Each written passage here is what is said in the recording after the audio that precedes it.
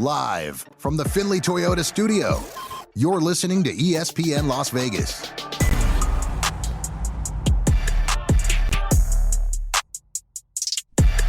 All right, here we go on a Tuesday.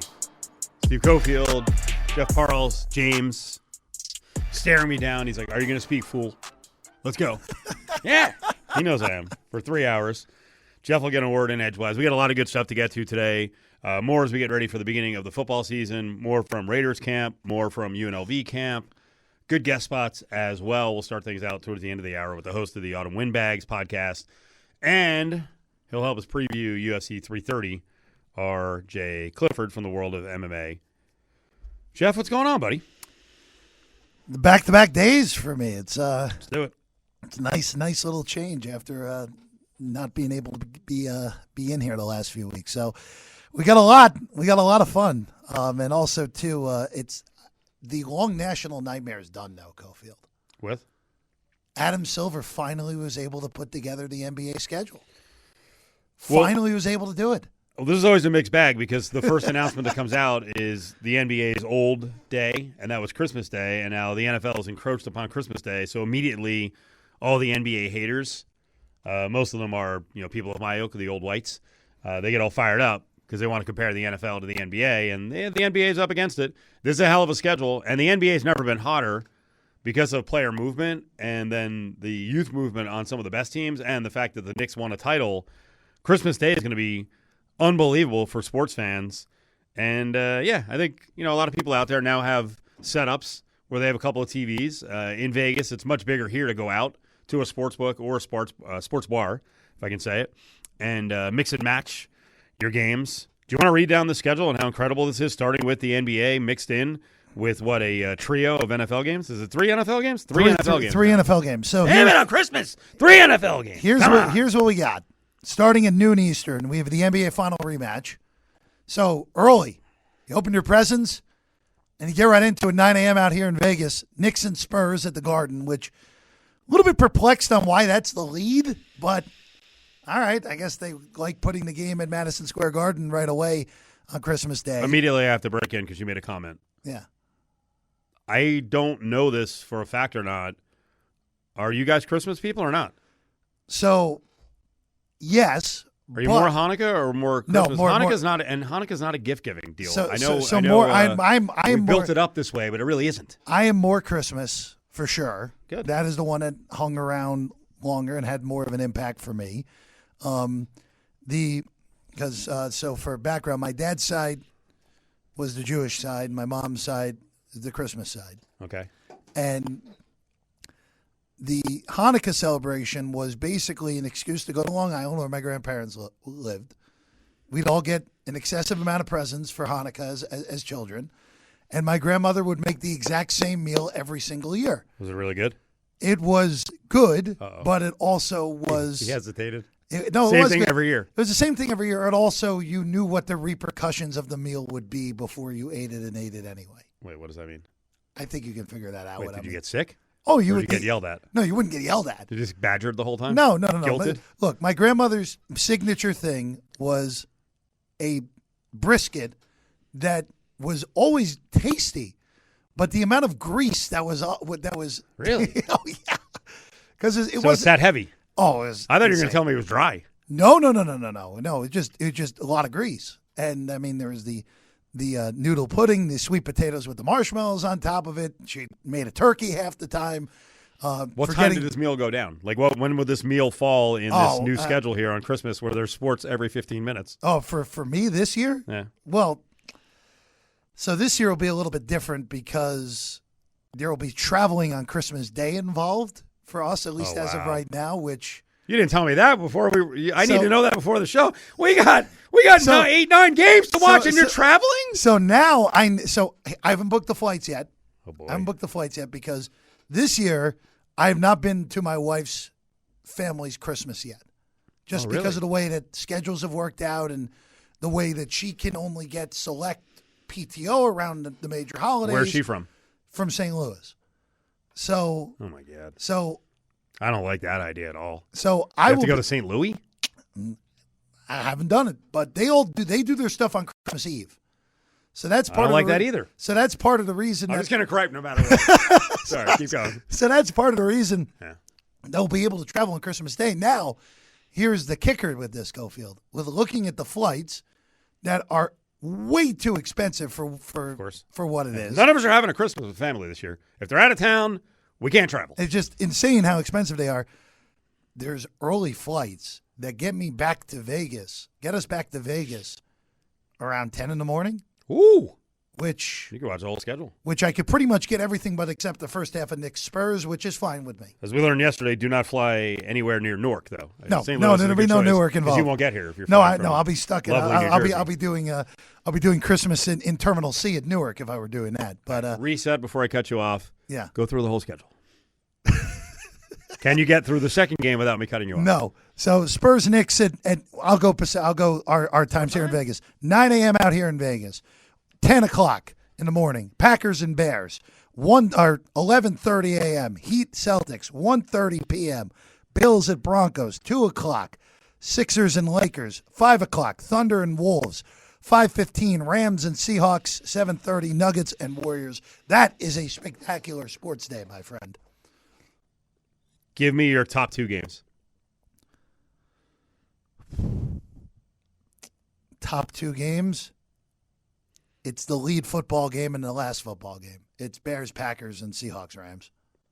Those are the 2 best games. Sorry, NBA. With Knicks Spurs, number 3, and that, of course, is the first one. Do you watch sports? Do you know anything about sports? What kind of choice was that? So yours was Rams, Seahawks, Packers, Bears. Yeah, that's 1-2. That's 1-2. Sixers, Lakers is not like, I know what everyone's going to build that up to be, right? LeBron goes back to L.A. to play the Lakers on Christmas, all that. It doesn't excite me that much because I don't think the Lakers are interesting at all anymore. I think the Lakers are completely uninteresting now with the way they're constructed. They're just going to basically be what the Mavs were before Luka was traded to the Lakers. They're completely uninteresting. And then Thunder Wolves is good. Nuggets Warriors is fine. Who knows how healthy the Warriors will be at that point. And Bills Broncos is a good NFL game, but nothing great. And then Heat Celtics. The Celtics bore me also, especially now that Brown's gone. So you're very hard to please. Christmas is a Friday. Yeah, it is. Okay, that's interesting. Yeah, it is. No, well, the NFL has been attacking the NBA on Christmas for years now, obviously. But the NFL's Christmas week is ridiculous this year because they're going with a Christmas Eve game, which obviously we know Christmas Eve for years has been reserved for just the Hawaii Bowl, right? And that's Texans at Eagles, which is actually a pretty good game on Christmas Eve. That is a good game. That's a pretty good game. So all these games, these 4 games, Christmas Eve, Christmas for the NFL are excellent. Again, in order on Christmas, with the NBA schedule out, starts with Spurs Knicks at 9 a.m., Packers Bears, Heat Celtics, Bills Broncos, Sixers Lakers, Thunder Wolves, Rams Seahawks, Nuggets Warriors. Any guess at what my top 2 are? Neither of the ones I mentioned, based off of your reaction. I think you're 2 NBA games. I think you have think you have Sixers and Lakers for reasons I outlined that don't interest me that much. You know what though? I still got to go Rams Seahawks as your second one. That's too good of a game that in all likelihood is going to have a ton of ramifications. Damn. I'm very predictable.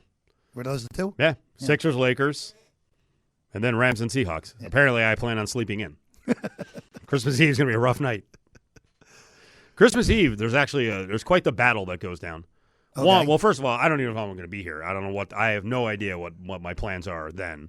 I could be headed out of town, although I probably can't afford it, even to go to L.A. at this point. It's insane. Now, Sixers Lakers has everything I want, and I'm I don't know what they call them. What do they call them? Like bronzexual? I'm a LeBronomania. I can't wait for that story. And Rams Seahawks is very big. I mean, that Rams Seahawks game on a short week in Week 16 could legitimately dictate who like it did last year, that Thursday night game with the ridiculous 2-point conversion thing that ended up being arguably the most important play in the NFL season. That could dictate who wins the Super Bowl, that game. Bills against a 5-win Bronco team. I don't think it's going to be 5? Oh, yeah. 5? Oh, they'll be fighting to get to 7 this year. 5?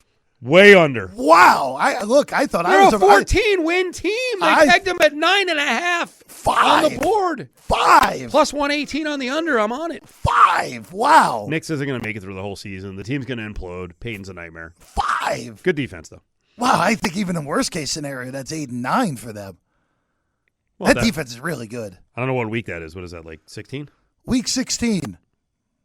Their last 3 games are they're pretty bold. I just predicted they're going to be 5-10 going to week 16. Their last 3 games are brutal, by the way. Buffalo at New England and the Chargers. Maybe you get maybe you get your under with an 0-3 they got down the stretch. Good, I like it.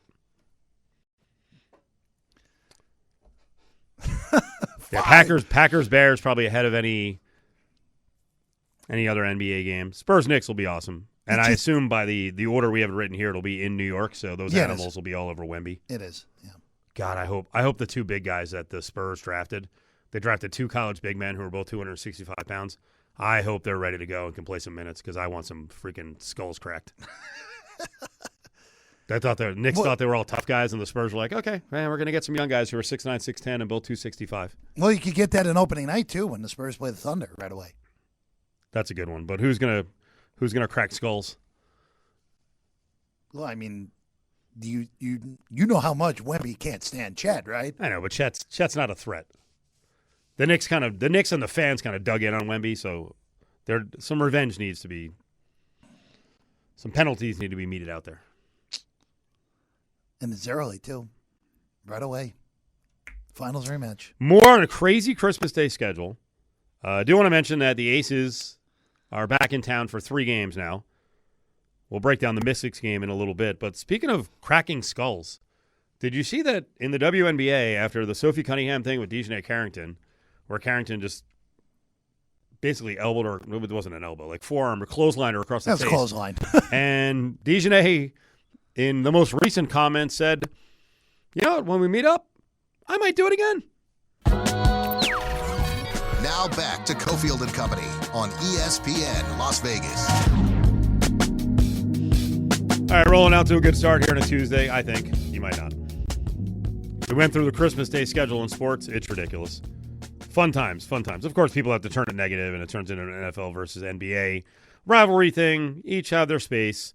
8 games, 3 NFL, 5 NBA, highlighted by, we both think, Rams, Seahawks. I like Sixers and Lakers. Jeff does not. He's more interested in the NFL. So be it. But what it did was it got me thinking about Christmas in August, which is dangerous. Real dangerous.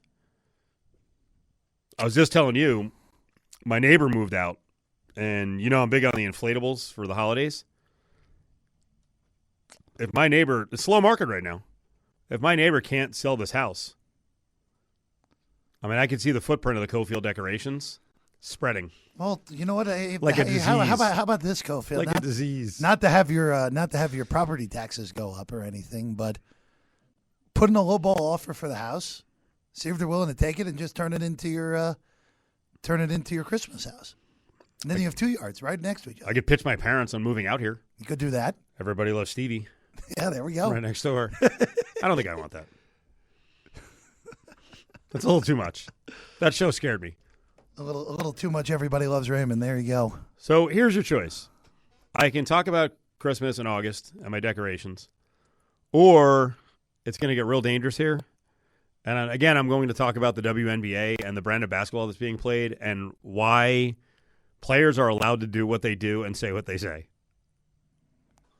Because I don't understand a league where, frankly, it's both. In this skirmish that happened last week, Sophie Cunningham is a dirty jackass when she plays. She is. She does it all the time. She hands out cheap shots all the time. She got cheap shotted by another cheap shot artist in Dejanay Carrington.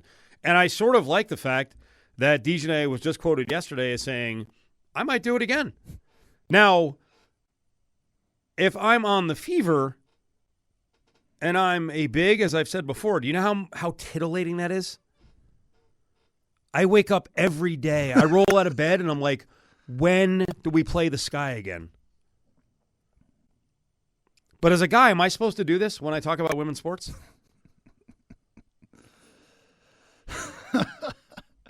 If I'm the equivalent, it's a good question, Cofield. Well, I've said it a million times. I don't understand the fever.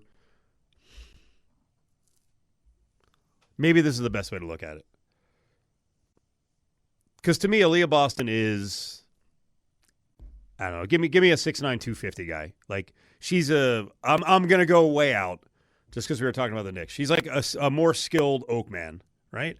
Charles Oakley. Like, she's that size in women's basketball.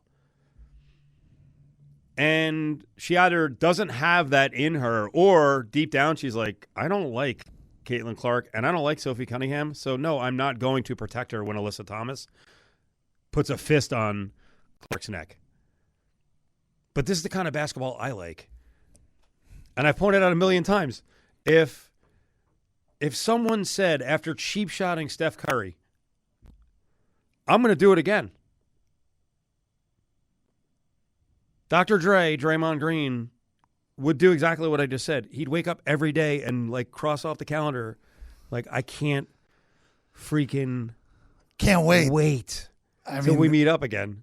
Yeah, I mean, look, there would be as close, if this happened in the NBA, it would be as close to a 80s style brawl as is allowed in 2026 and 2027, especially what's happening. You know, the whole thing, Cofield, because it's such a wild league. And Sophie Cunningham's right. We can't talk about the basketball. Aces play the Mystics tonight. We can't because you guys keep giving us material. It's not, again, Cofield, we talked about this earlier in the year of the league is not ready for prime time and the amount of coverage that it's going to get. It doesn't have the leadership to understand what's going on. And that is 100% what happened. And Simmons actually made this point yesterday, of all people, and he's right. Who is this? Bill Simmons. Okay. Of if there was ever a league that needs a new commissioner, the WNBA is that league. And we've talked about, I've said this probably 4 or 5 times over the last few months, where nothing from a PR perspective for this league is going to get better until Kathy Engelbert is gone. And that can't happen quickly enough at this point because, I mean, look, what's happened in response to really what was a one-sentence blurb in that huge ESPN article on Sophie Cunningham, by the way, was one sentence. That was what, about the transgender stuff? Yes, it was one sentence, which is now ballooned into basically what has happened, where you figured the response would be what it was from other people in the league, which makes sense, knowing what the WNBA is, especially socially. And now you have the bad actor imbeciles of the world, for lack of a better phrase, where we know what Enes Kanter's thing is at this point. We know what it is. We know what Royce White's thing is at this point. Like, you've now opened the door for even more of a circus on this with everything. Now, again, complicated issue. I get that, all that. By the way, I liked what JVT said the other day, too. Like, I think he's right on what Sophie said in response to kind of trying to cool the temperature on something she said. Yes, You can't cool it when you open Pandora's box.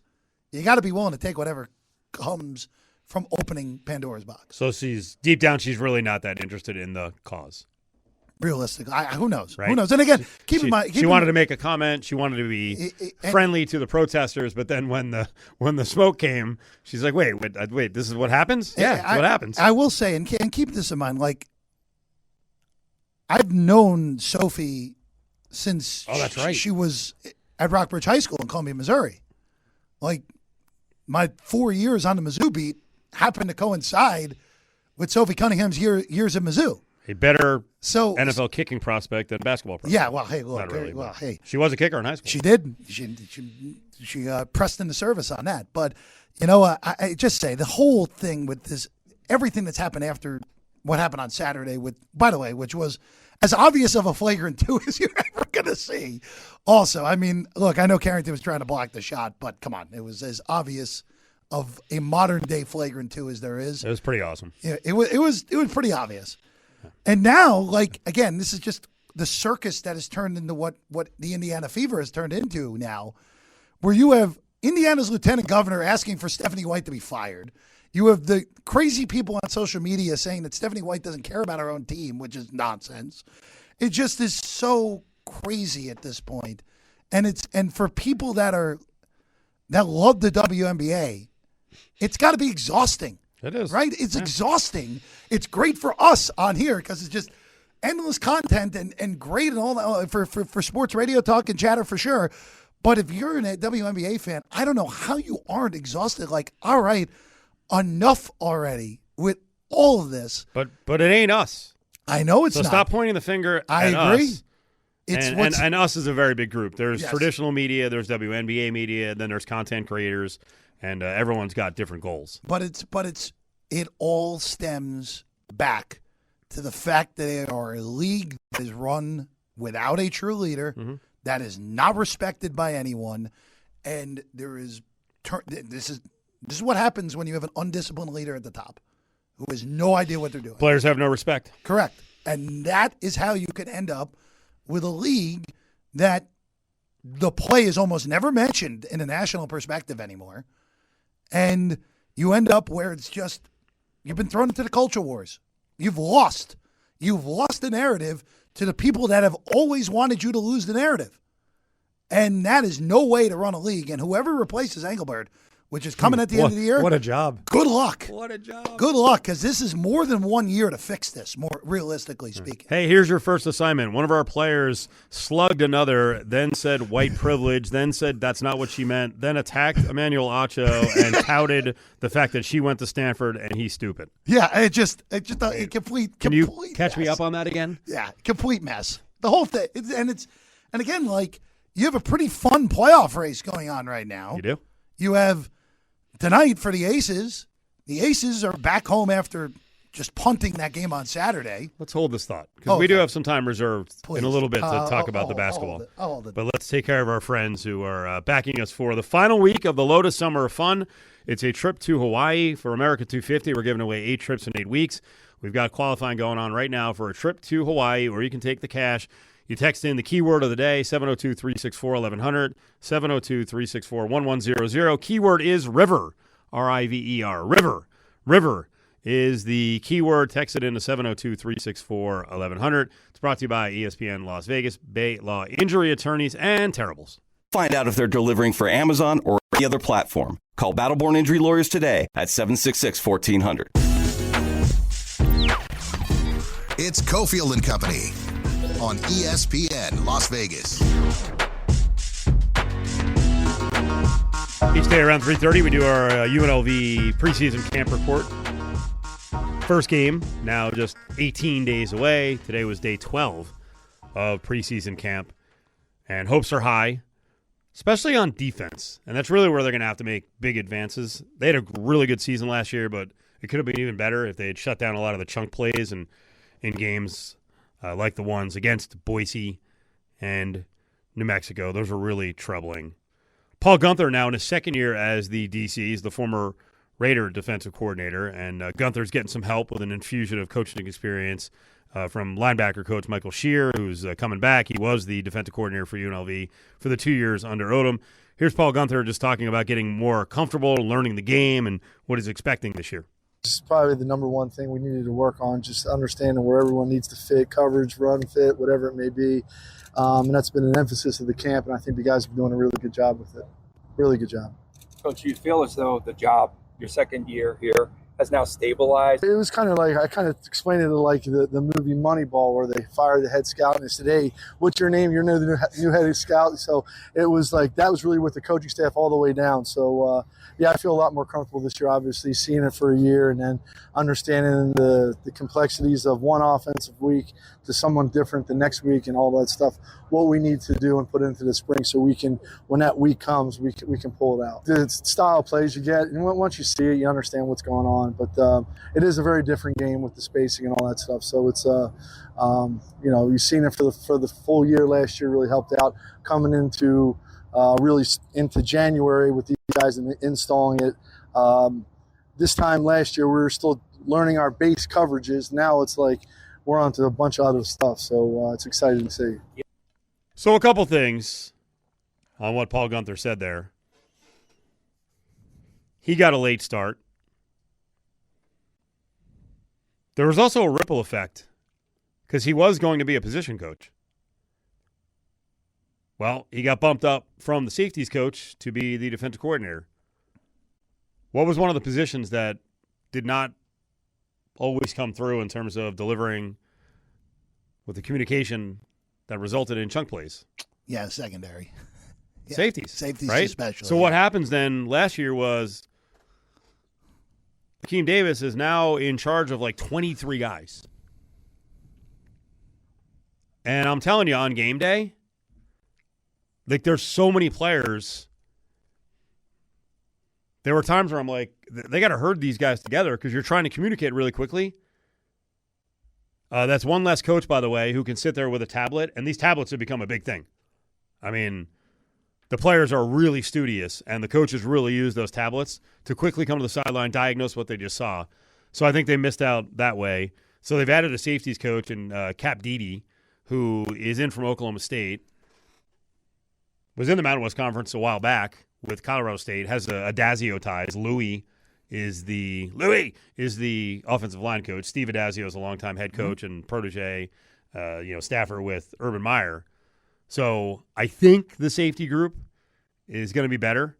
And I think having two voices around 20-plus guys, and about 8 to 10 that are going to be in the rotation, I think that's going to help a lot. And I will tell you, they talk. They talk a lot. I've seen a couple times on the sidelines, more than a few times, whether, they'll come over and players will come over and Coach Cap starts talking to him. I saw a funny exchange a couple of days ago where Mumu bin Wahad, who's one of the more talkative guys, well, he's going to play the nickel, and Coach Cap starts talking to him, and then Mumu says something back to him, and Coach Cap is like, wait, are you coaching me or am I coaching you? Kind of like, you got to listen.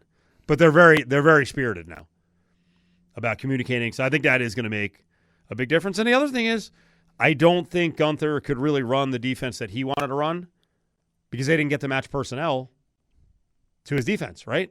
Recruiting's pretty much done. So they had a very interesting recruiting approach this year. They did add more defensive backs. Not a ton in terms of safeties. They added safety depth with some young guys. But I really think that it's significant that they picked up a bunch of linebackers and they now have 7 or 8 deep at the edge. So they're going to have to be better because I know you have high hopes for them. You think they can compete for the CFP spot. Oh, yeah. And I think the race is going to be a lot deeper than you do. I think there's going to be 7, 8, 9 teams, and a lot of them that you're not expecting right now. I don't expect these group of 6 teams, as we now call them, to freaking roll through their schedules. A lot of them have tough non-cons, and there's a lot more balance in some of these conferences than maybe you're giving credit to. Well, look, we're going to learn a lot right away with this UNLV team, right? Like, it's absolutely possible the Rebels start 0-2 because Memphis is, even though I think the Rebels are better than Memphis, it's kind of a little bit of an unknown because Memphis has that quarterbacking situation where either of those guys could be pretty good, whoever they decide to go with. Mm-hmm. And then having to go right away and have to go right to Honolulu after that, and then you flip around and go to Denton right after that. Like, that's a really ridiculous. Again, we talked about this when the schedule came out, that the Mountain West sending UNLV to Hawaii in week 1 after a week 0 game with a game in Denton right after it was just preposterous that they did that. But look, the other thing that happened today is that Jack Lane, we might not see him for a little bit for New Mexico. So that changes the calculus in the Mountain West too, right? And then you mentioned it, the other leagues. I think Boise's the only team in the new Pac-12 that has any sort of chance. I don't think anyone else is really all that good. The American, you can make an argument for a whole bunch of teams. Mm-hmm. Navy, I think ECU is underrated coming into this year. Memphis, we'll see them right away, even though it's, again, the third different coach in 4 years in Tulane. They have a pretty good culture established. Oh, and did anyone have James Madison making the playoff last year? No, not going into the year. I think JMU plays Liberty week 1. Yeah, well, I think JMU is better than Liberty, but That's that is a big good game out of the gate. That is a big game from a G6 perspective. So, look, it's very possible that we see a lot. Well, again, I think it's a shorter field, but you could be right. It could be 9, 10, 11 teams that have a chance. It's Cofield and Company on ESPN Las Vegas. All right, time to check in on our Tuesday spot where we talk Raiders, some UFC as well. RJ Clifford in Southern California. Autumn Windbags podcast is his podcast. RJ, what's going on, buddy? Am I a mark for being super jacked for preseason NFL games? No. Marky of me? No, because there is high hopes. There are high hopes for the Raiders, and you did have the number 1 pick quarterback, so it does mean more. How fired up are you to see Mendoza? Kubiak has been sort of sly on how much he's going to play. I mean, he should be out there playing a lot, right? 100%. I mean, for me, it's always been not so much like when is Mendoza going to be ready. It's when is the offense going to be ready for Mendoza and not get him killed out there. Like, obviously, the line was the worst in football last season. All signs point towards it being much better this season with an actual offensive line coach and the addition of Tyler Linderbaum. But that's more my thing. It's like I'm kind of looking at 2020. I'm not looking at, year 1 of Fernando Mendoza. I'm looking at year 2 through 15. And so this is a learning year for all parties involved. New offense, new defense, new head coach, new quarterback. I don't need this season to go fantastic. I just need Fernando Mendoza to develop, but I don't want him in there until the offense is ready for him. So I need to see that O-line pass blocking. I need to see those receivers doing what they're supposed to do. I need to see Ashton Genty figuring out the new scheme, and then we're ready for Fernando Mendoza.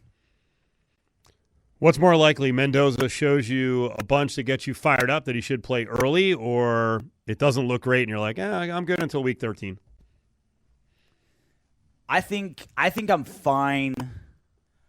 I'm one of those guys where you learn more by playing than not playing. Okay. Right? I don't think that's a controversial take. It's just a matter of him playing. Is he going to get hurt out there? Is he going to be thrown into such a mess where he's not even learning, where the O-line doesn't know what they're doing, the offense isn't meshing, he's not developing in there. He's just a punching bag for opposing defensive ends. So I need to see the O-line work. And honestly, I need to see Clint Kubiak show that he could run a football game. Like, I'm so happy the Raiders hired Clint Kubiak. He was the wonder child for a reason, but it's not like he was a 30-year NFL veteran before he got the head coaching gig. He was a wonder kid and got pushed to the front of the line, and rightfully so. But he's never coached a football game at any level, and he's the play caller. So I want to see a lot from Clint as well. You want to see Genty out there? 100%. Oh, really? Absolutely. Absolutely want to see Genty out there. Yeah, it's a new offense. It's going to be a new scheme. It's going to be a new offensive line, hopefully blocking better. He needs to know how to find those holes. He needs to be able to read off of his guards and his center. He needs to jive with his new quarterbacks, right? Like, these are all moving parts that need to be figured out. And he's young, right? He's not gonna be running dive plays in the fourth quarter, but he needs his reps out there. Absolutely, he does. I called Max v. Cousins another act of insubordination by Max. Is it too much? God, I love his insubordination.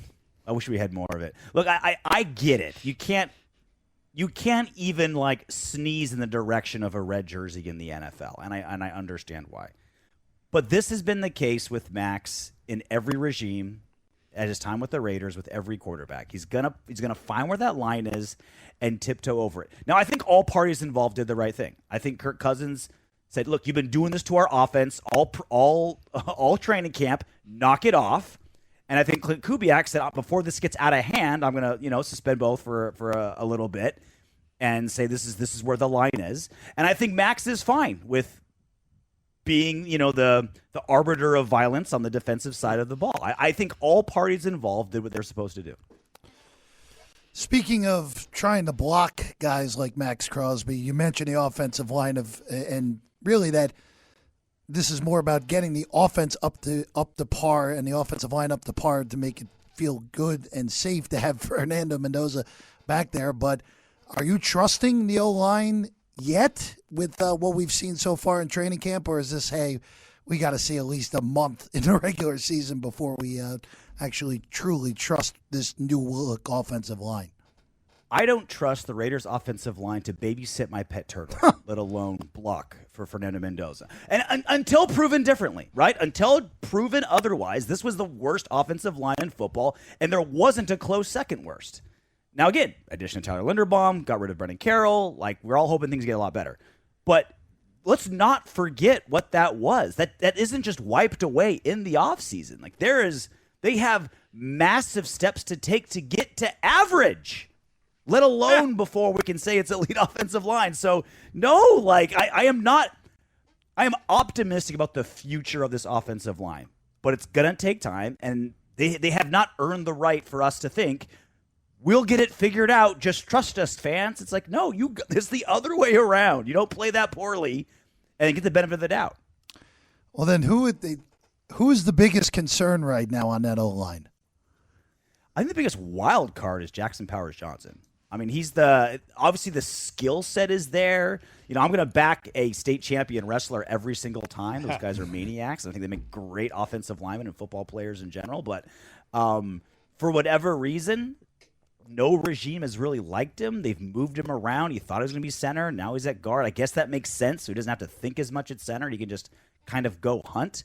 And I don't know exactly what the issue is, but where there's smoke, there's fire. And that skill set is undeniable. That physicality is undeniable. But until he can, I guess, play nicely with others, he's the wild card of the line. Let's go to the defensive side of the ball. The defensive backfield is, to me, the most intriguing thing out there on the defense. Taron Johnson, you would expect to be the nickel corner, Jeremy Chin, the strong safety, and then Eric Stokes, the number one corner. But that free safety battle and then the cornerback 2 battle is actually, both of them have turned out to be very, very intense battles throughout training camp. Hezekiah Massis has entered the chat. I didn't think I'd be saying that, early in August. Look, I don't think the Raiders have 2 really good outside corners, but I know for the first time in a long time they've got some very interesting outside corners, depending on what you want to do. Remember, DeCameron Richardson was supposed to be the best athlete of that draft, and Massis has obviously shown up. So I guess it's kind of dependent on who shows up in these preseason games, who shows up to the coaches, and also kind of scheme-wise, what do you want? Do you want the little tiny speedster? Do you want the bigger Darian Porter guy? How much does it factor in of who drafted these guys, right? Is it Pete Carroll's guys from last season? Are they going to be kind of washed away? Is it this new regime? Obviously, it's the same GM, but you know how it works. New coach, new regime, new guys. Those are all gonna play a factor in there.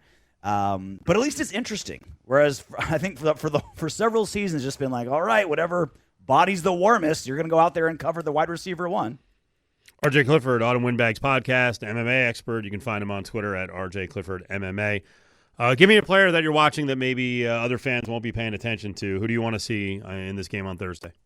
Tonka Hemingway, defensive tackle. I think if he can be what I think a lot of Raider fans are hoping. If he could be, he's shown that he's going to be very competent both in the run stuffing and both in pass rushing. He's got a sweet name, Tonka Hemingway, that just looks good on a jersey. I'm looking forward to see how much play he gets and where they put him. Let's get to UFC, and we'll close out with a couple more points on the Raiders. UFC 330 is coming up. You're going to Philly, right? I leave Thursday, yep. You like Philly? I haven't been there since the last time they were there in like 2010. It's been forever. Was that Silva Griffin? Yeah, I think it was Silva Griffin. Yeah, it was Silva Griffin forever ago. And quite frankly, I was in New York. We drove to the event and then drove back to New York. So I basically just saw like the sports complex, and that was really it. I know the reputation of Philly fans. We'll see how they handle a UFC when there isn't like a home and away person to boo, but I trust they'll find somebody to hate and throw beer at. I have faith in them. There is a women's fight in the top 2 fights, which I feel like maybe I'm just not remembering. I don't feel like the women have gotten a lot of rub this year. Am I right on that they haven't been booked as much in big fights as in years past? And what do you think of this fight? Well, to answer your first question, it's a result of Kayla Harrison got injured. That was supposed to be a very big fight. It was rumored that she was going to be on the very first card of 2026, the first Paramount Plus card. She was supposed to be on there, but she's been hurt. And then obviously Mackenzie Dern won the title late last year, so she's on schedule to have her first defense here in August. And then Wei Li went up in weight, and who knows what she's doing after that. So so there's been logistical issues on why there haven't been a lot of women's female fights.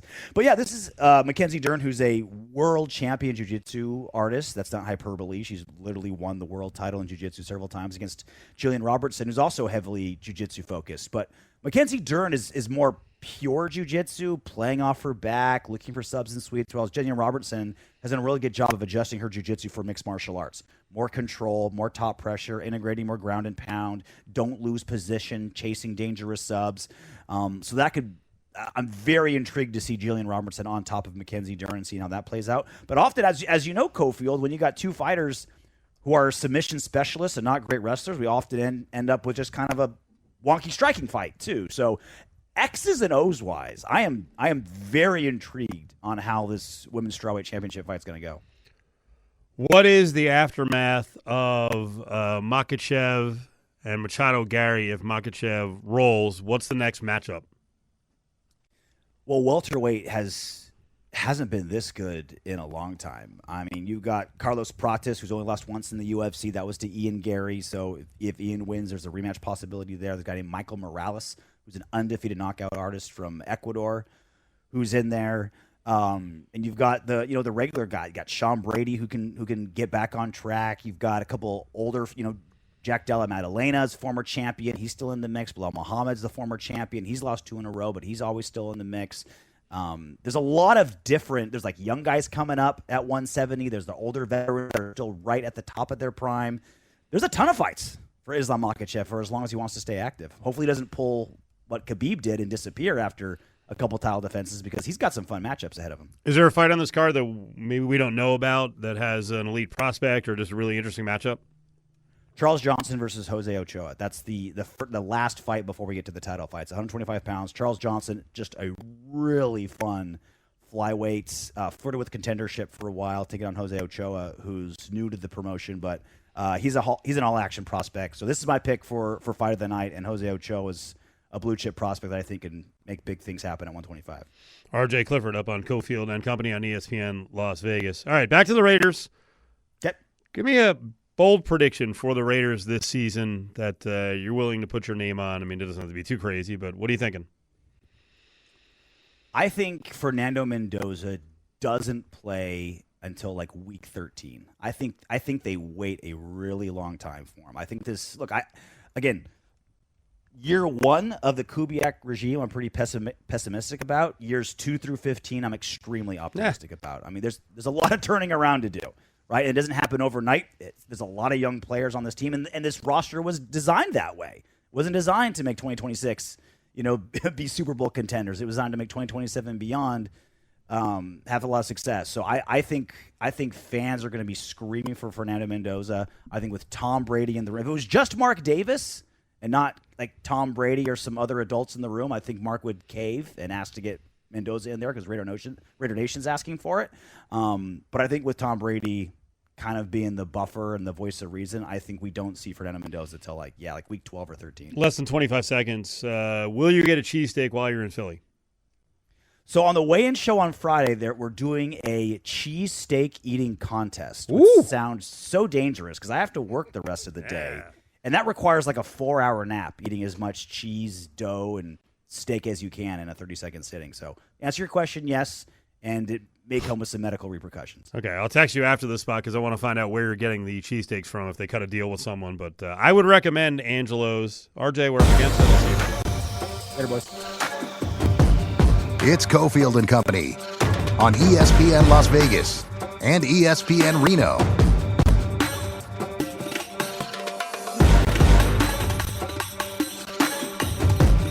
4 o'clock hours here. It's brought to you by Battleborn Injury Lawyers. 766-1400 is the call from anywhere in the state of Nevada number. Call Matt Hoffman or Dustin Watkins and the fine team at Battleborn. In the north, you got it out 775-766-1400. As always, we violate America's program director's rules of stick to sports. I did get a little follow-up, Jeff, on what RJ Clifford was just saying before the break. RJ is an MMA expert. He's a Raiders expert. He'll be traveling to work behind the scenes at UFC 330 in Philly. So I asked those dopey questions about cheesesteaks because I like cheesesteaks and I like Philly. And then he drops the bomb on us that they're planning, I think associated with the pre-fight broadcast, weigh-in broadcast, a cheesesteak eating contest, which that sounds insane. What a hard item to competitive eat. Yes. I'm trying to think of worse items to have in that circumstance. My deep experience in eating, and I don't have much, but between the donuts I had at Allegiant and hot dogs, you want to be able to dunk. There's no dunk in the cheesesteak. You can't dunk a cheesesteak. Now, I've heard... I think I'm okay to mention the names that are in this. Lead play-by-play guy for UFC, John Anik. Okay. Chris Weidman, a former fighter. Paul Felder, a former fighter. Daniel Cormier, a former fighter.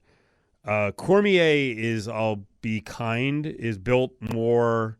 This is ridiculous for me to say this, but built more like us. Like, he looks like a normal guy. Now, meanwhile, he was a national championship level wrestler at Oklahoma State. Yeah. But he's built like a bowling ball. He's 5'10", and he's probably about 300 pounds now. And I immediately said to RJ Clifford, I'm like, DC has no shot to win this. Because generally, those who are most rotund, kind of chubby, are not competitive eaters, because I don't want to get into the science of the whole thing, but the blubber actually inhibits you from stretching the stomach. So while you look at a fat guy and you're like, he's going to be the favorite, it's actually kind of embarrassing. Fatties can't eat as much normally. That's why I'm going to dive really into knowledge that I probably shouldn't have. Do me a favor, hit number 4. Battleborn Injury Lawyers presents The Big 4 at 4. Number 4. As often happens, your golf scandal will be audibled to the grab bag. You cut me off there, Cofield, Sorry. because I was not going to go into anything that was bad. No. That's not why I did it. I knew this was going to take a little time. And the golf story has got to move. I was just going to give you like a perfect real world example. You remember Badlands Booker back in the day? Yep. He's now the greatest drink chugger on the planet. He did like a gallon of lemonade in like 45 seconds or something crazy like that at Coney Island this year. Never did great in the hot dog eating contest because of the exact reasons you said. I'm so proud of you right now.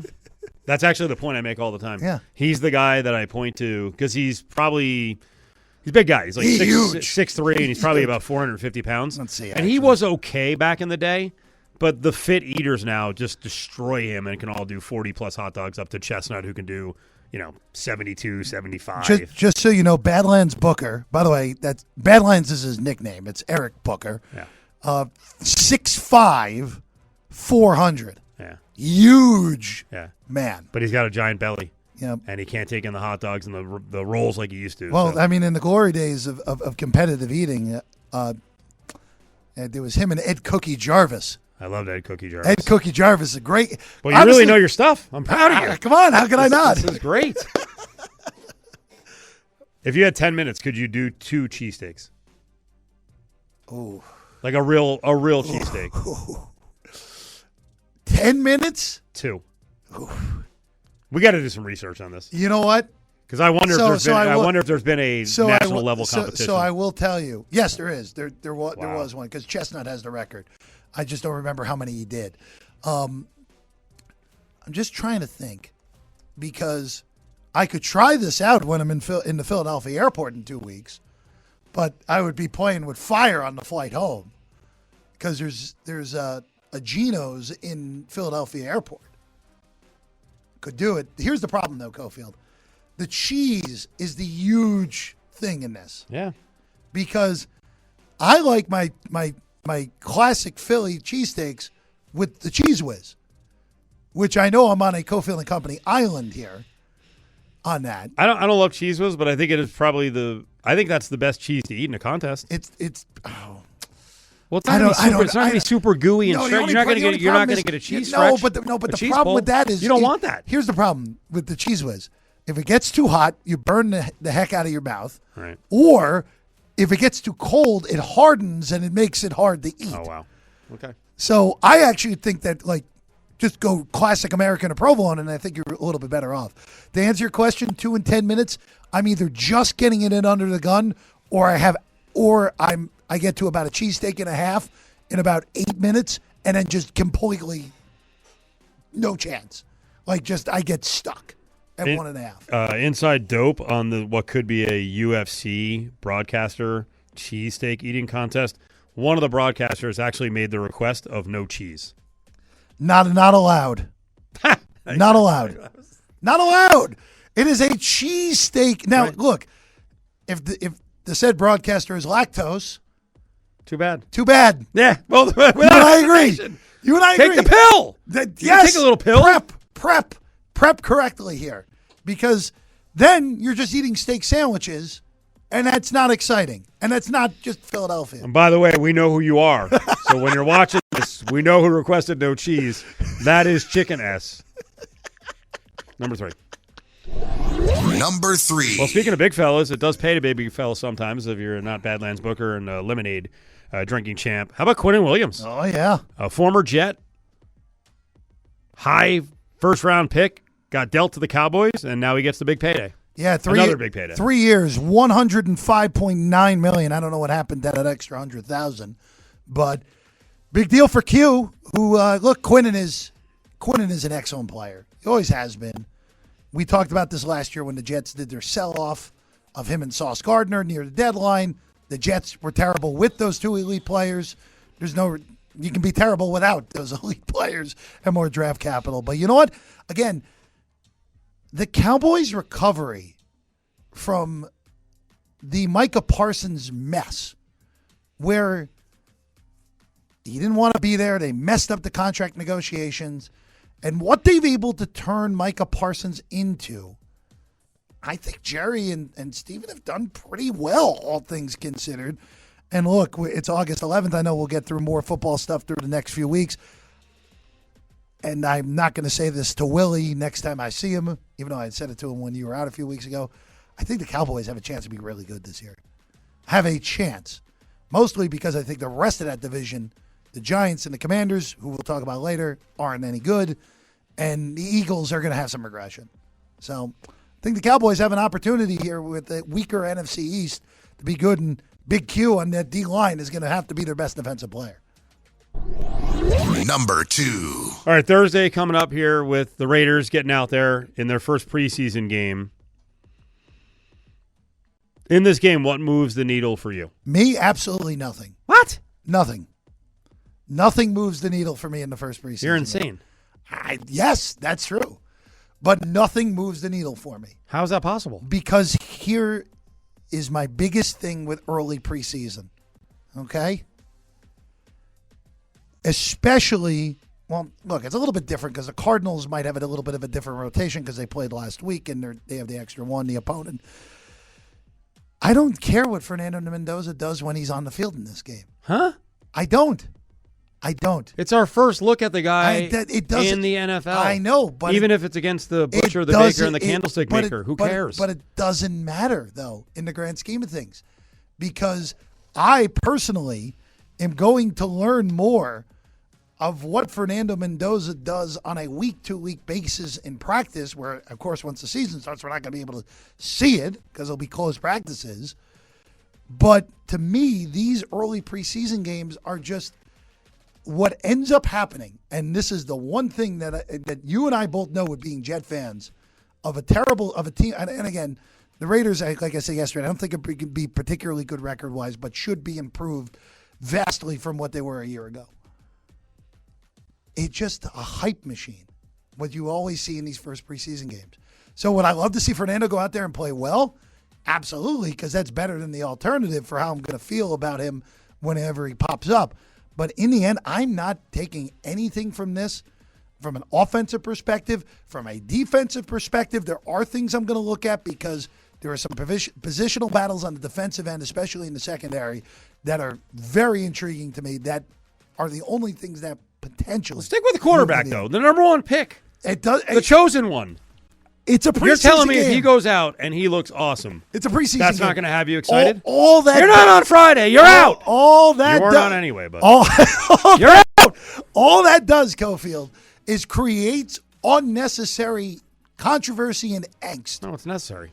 It's necessary for the show. But it's necessary to get a little. We got to see something to get a little bit excited.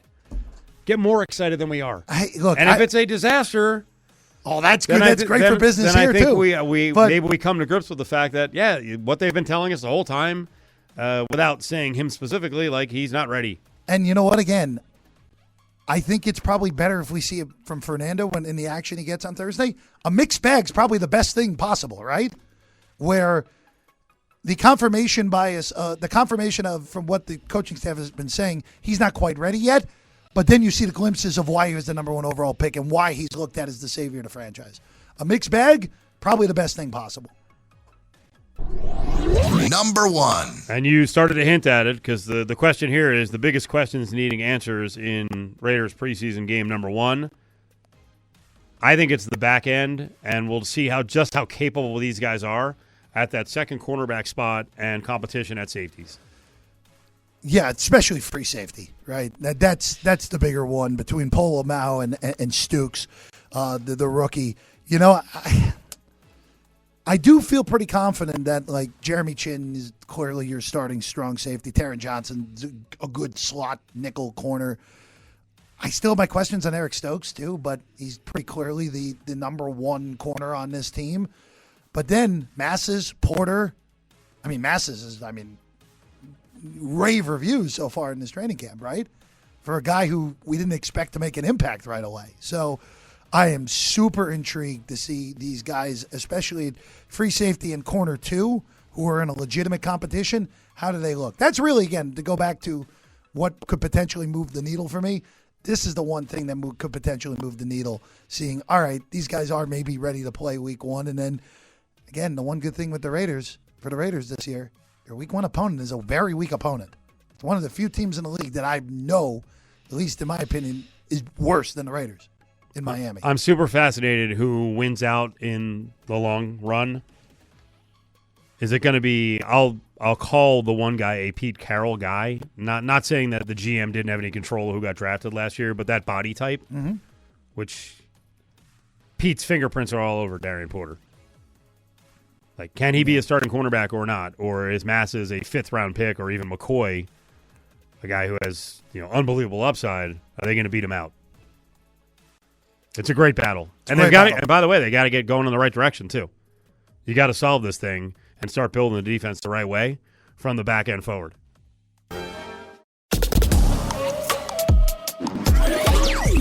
It's Cofield and Company on ESPN Las Vegas and ESPN Reno.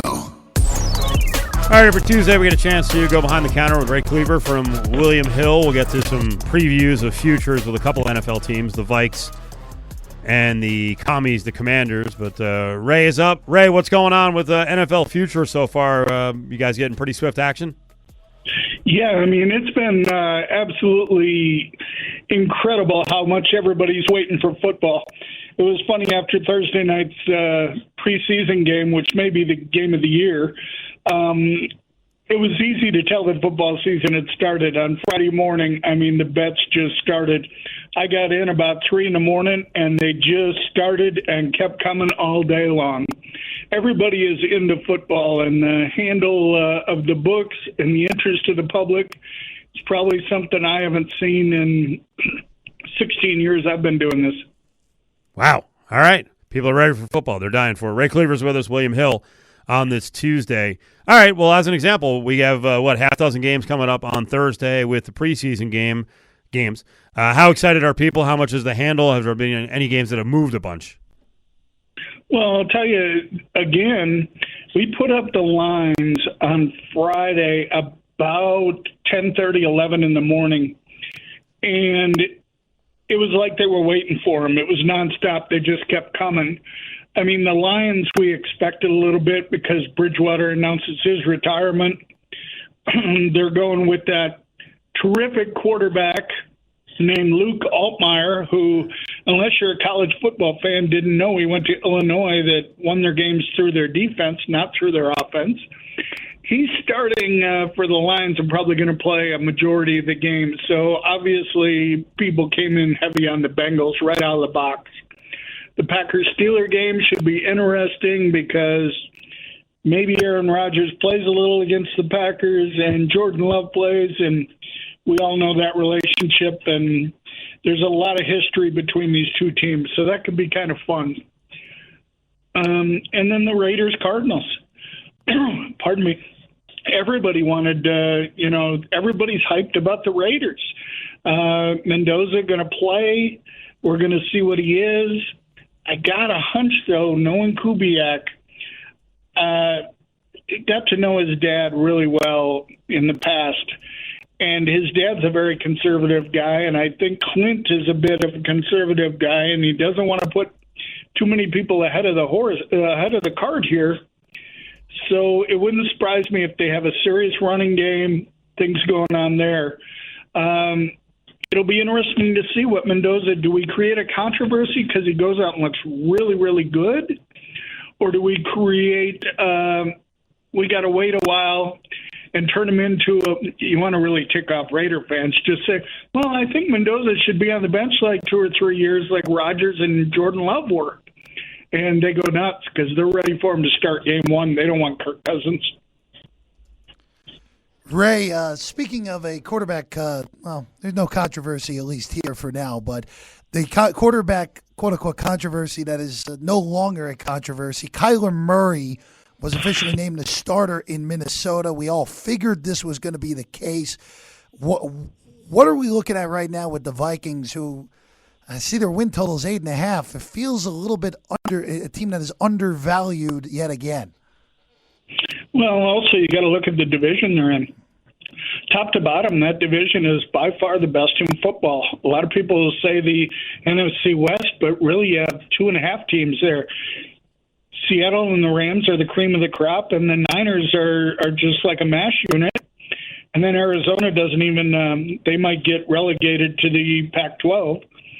So, I mean, we got a division there with Minnesota, Detroit, Green Bay, and Chicago that is probably the best division, and they have to play each of them teams twice. So Kyler doesn't move the needle at all. Anybody who saw McCarthy play last year knew that Kyler was going to be the guy. It wasn't a competition. I don't even think it was a competition in Minnesota. There was no doubt. 8.5 wins is a 500 season. The Vikings could be that sneaky wild card. Let's face it, in the NFC, who's going to get in? It wouldn't shock me if all 4 teams in the NFC North got in, division winner and all 3 wild cards. So who knows? Ray, just keeping it with the North, all 4 teams, like you said, I agree with you. I think it's the best division of football. All 4 teams finished over 500 last year. How are they betting the Lions right now with futures and whatever else they may be? Because, again, a team that had all those expectations last year fell on their face, but now with a last-place schedule going into this year. Yeah, they're betting them pretty heavy. The Lions are obviously the favorite to win the NFC North. They have such a favorable schedule. They don't play one outdoor game until week 17. So, I mean, or one cold weather game, I should say, till week 17. So, I mean, their schedule is just based on they keep Jahmyr Gibbs healthy. I mean, getting rid of Montgomery might hurt him, but then, Pacheco's there, but Pacheco got hurt this week. Who knows? He's kind of that guy who can score inside the 5. So, but Gibbs is just so explosive. Their passing game with Amon St. Brown and Jared Goff just has timing with all them guys. Tight end's healthy again. Detroit is without a doubt the favorite, and I think they're without injury, they will win the NFC North. I want to go to the NFC East. We'll ignore Philly and Dallas for a second. Laramie Tunsil going to be getting surgery on his triceps. The Commanders have almost turned into this forgotten team after being in the NFC title game just 2 years ago. How are they betting the Commanders now, especially with their big star left tackle out a year after Jaden Daniels struggled to stay healthy? I'd say they're betting them under the win total and not to make the playoffs. Jaden Daniels, over the history while he was in college and then last year, has been injury prone. People don't realize how small he really is. He may look tall and lanky, but he's very, very thin. He doesn't take hits too well, and 2 years ago, the year they made it to the NFC Championship game, he led the NFL in quarterback hits. He just got hit almost on every play. So the fact that the odds are not good for him to play all 17 games. I do believe there's issues in Washington trying to get that establishment, that team just all together. And I'm not a big Dan Quinn fan, I'll be honest. I'm not a big Dan Quinn. Maybe a great defensive coordinator, but any man over the age of 40 who wears his hat backwards, I can't respect. A few weeks ago, Ray, we were talking about those highest scoring and lowest scoring games of the month. How have those been hit so far?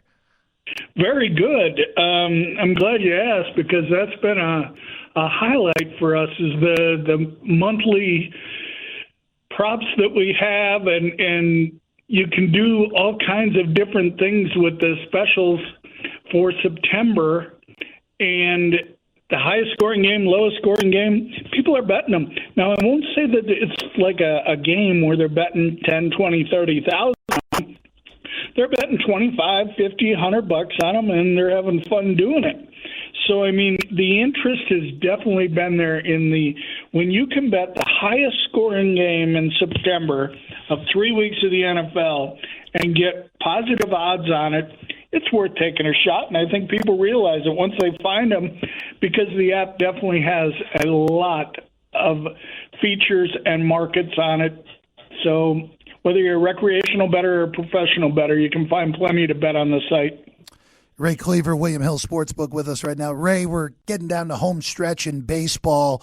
What's going on at the shop right now with some new wagers that might be available? Well, Eric Biggio, the head of our baseball team, sent me a message today, and he said that they have a whole lot of new props. Team to record 100-plus losses. Player to record 40-plus doubles. Even money on that, by the way. Player to record 200-plus hits, plus 115. 50 regular season home runs, and I believe there's a number of guys in the mid to high 30s, so that's a possibility, and that's plus 180, meaning you win 180 for a $100 bet. Strong. And the interesting one is New York Mets do not finish in sole possession of last place in the National League East, and that is plus 250. So no other book has this kind of stuff. I mean, the creativity of our guys, it's just incredible what we're doing. And he told me they're going to come out with a bunch more, will not finish last. We have the best regular season record and lowest scoring worst record in the league, still up. Do the Angels win it? Do the Rockies get in there? Who's the worst team in baseball? You can bet it, though, at William Hill.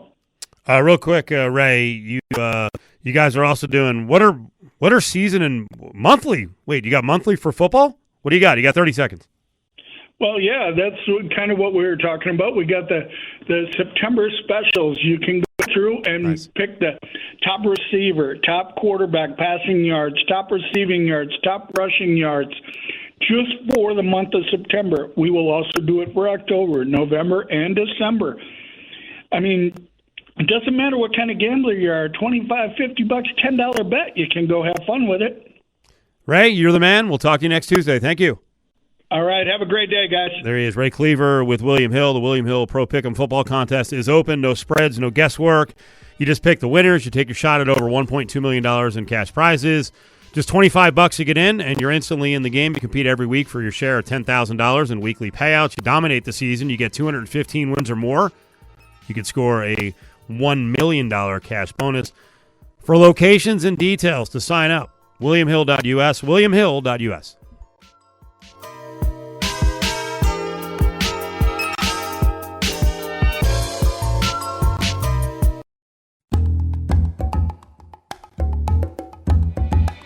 It's Cofield and Company on ESPN Las Vegas and ESPN Reno.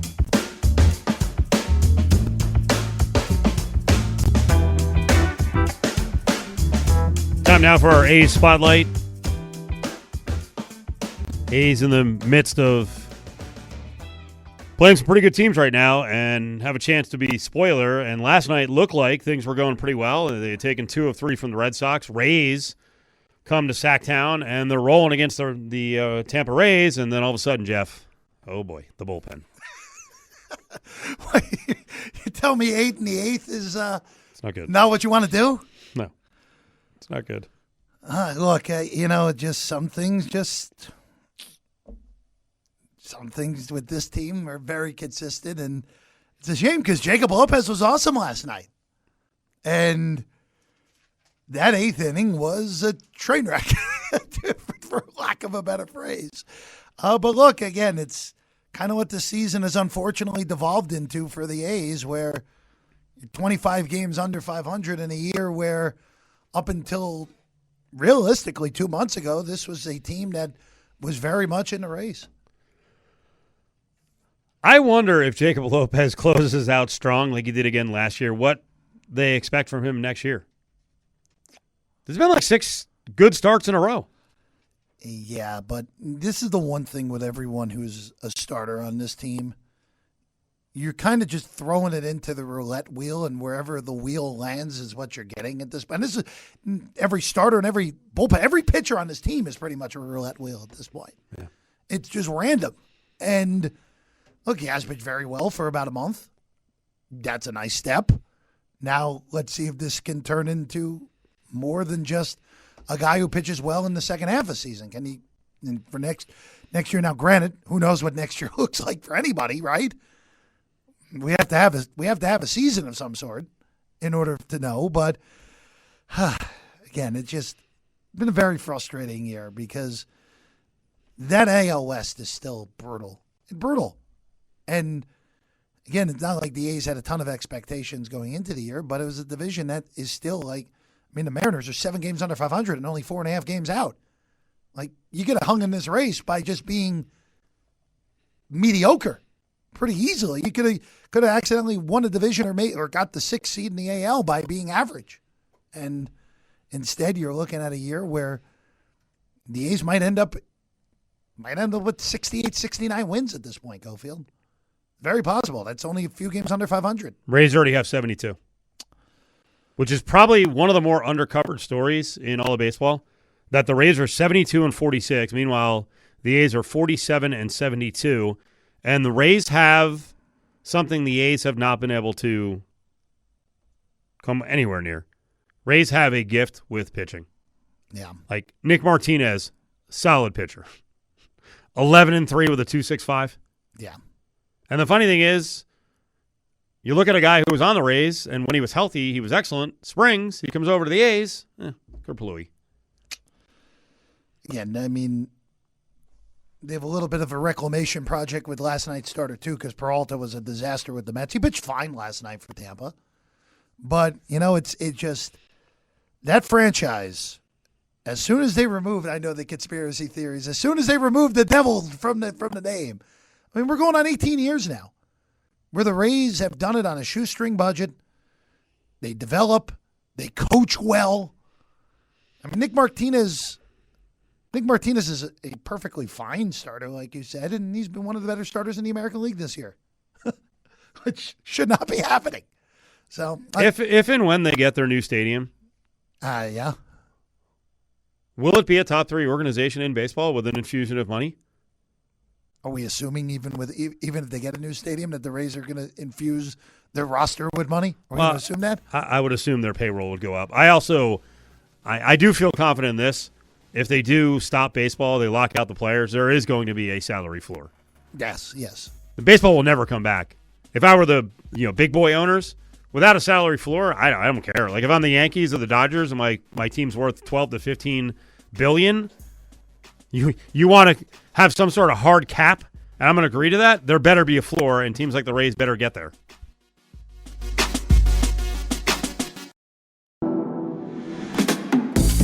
It's Cofield and Company on ESPN Las Vegas and ESPN Reno.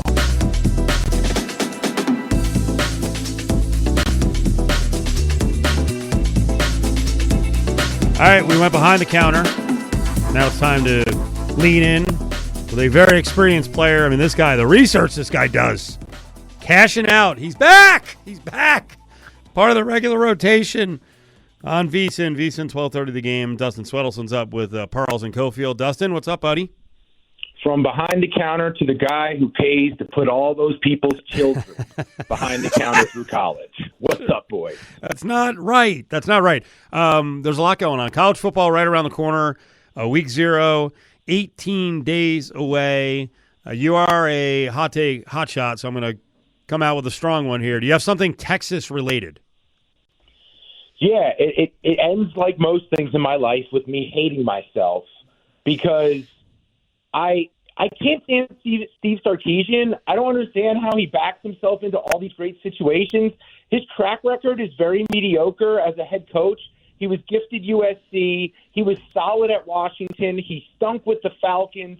He rehabbed with Alabama.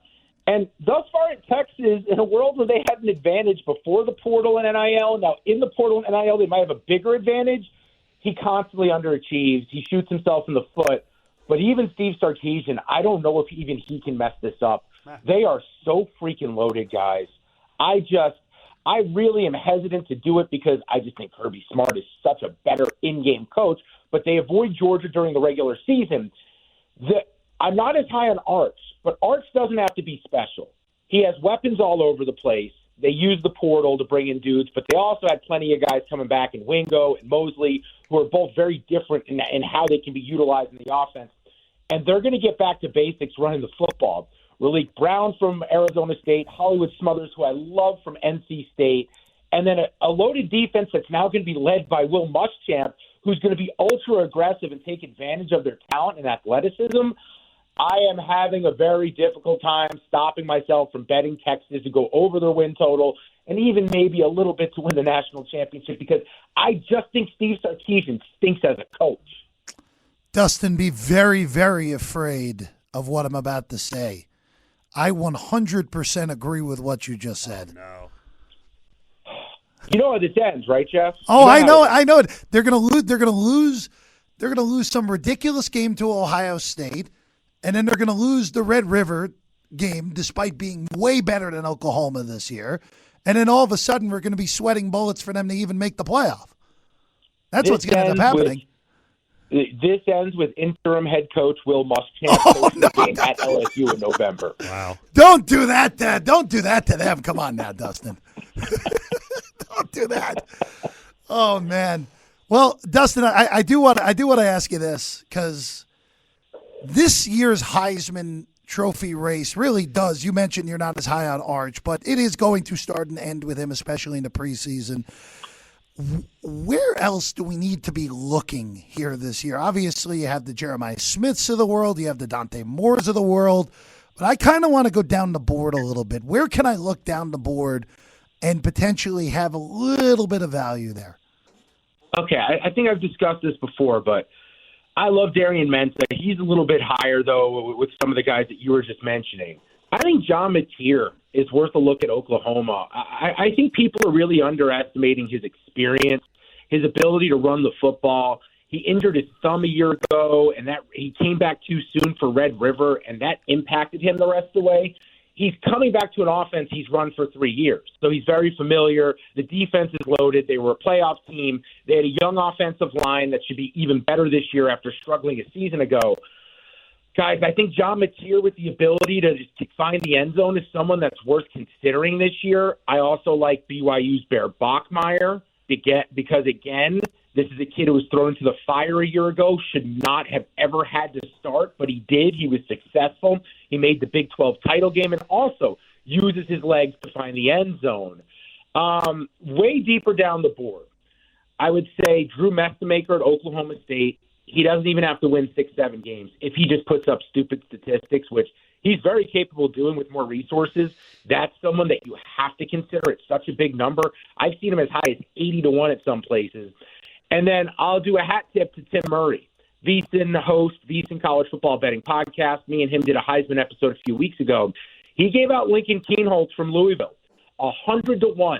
A kid who is at Ohio State, ultra athletic, now goes to Louisville, where Jeff Brom has a very good track record of acclimating transfers, getting the most out of them, and he might be the most impressive guy that they've ever gotten in his time at Louisville. I think Lincoln Keenholz might be someone that's worth considering as well. Cashing out, 8 o'clock tonight, goes until 11. You're on Sunday to Thursday, is that correct? We lose him? Stunned silence? Where's Dustin? Oh. There you are. No. Hit the wrong button. Oh. Yeah, I'm on Sunday through Thursday at night and then Saturday during the day. That was awesome. NFC North, I think you have a team to fade and you have a team you're jumping on in the NFL. I understand the love for the Detroit Lions. I love Dan Campbell. You love Dan Campbell. We all love it. Okay? Here's the problem. That team's not good. Like, they have glaring holes that can be exploited, and that division isn't getting any easier. They have an easy schedule, and I think that is the reason for all the love. But I'm at a point where I think we overrate these schedules sometimes because bad teams end up making bad mistakes and losing games, and good teams step up when they need to, even if it's a challenge in front of them. I think it's worth taking a shot on the two teams that are the long shots in the North.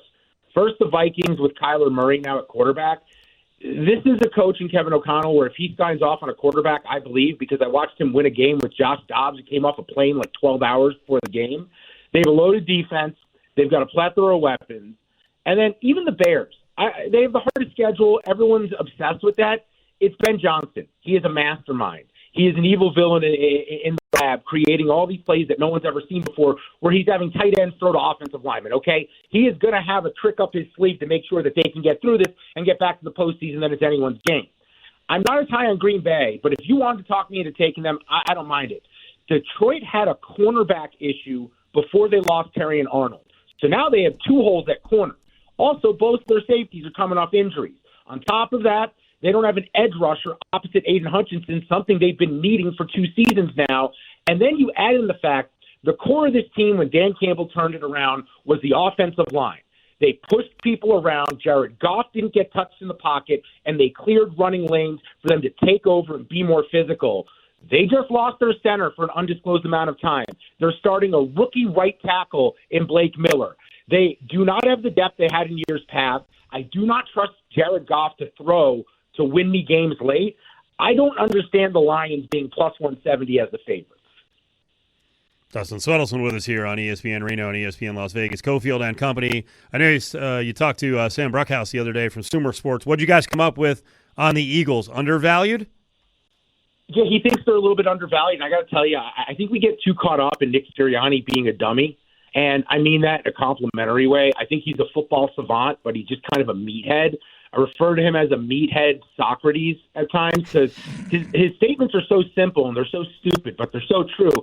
And if you look at this guy's track record, guys, he wins every year. A down year for him is 11 wins. And how he bounces back from that is by making the Super Bowl the following year. Go look. He's done that each time. It's really remarkable that we're so quick to write them off. Now, I am concerned about some of the depth that they may have lost, but they always find and develop guys. They've been stashing players who've been ready to go. And the A.J. Brown thing is going to be a net positive. I played a clip the other night of Sirianni talking about everyone pulling in one direction and how important that is. That was a direct shot at A.J. Brown being a cancer in the locker room and taking their focus away from winning football games.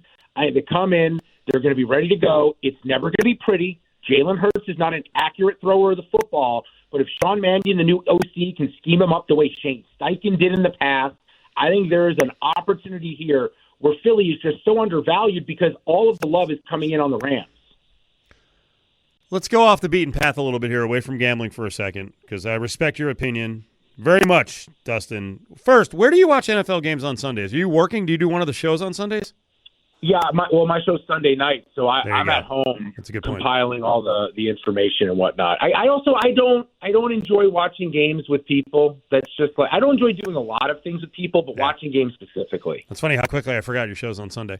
Well, I was muted. That's why. Do you have the sound on? Because my concern here is I think I'm the only pro Tony Romo guy left in the world, and I'm seeing J.J. Watt and Ross Tucker being bumped up, and my reaction is meh. Oh, see, I want good analysis during the game, and I think that we have reached a point where name value is just way, way overdone with who gets these booth jobs.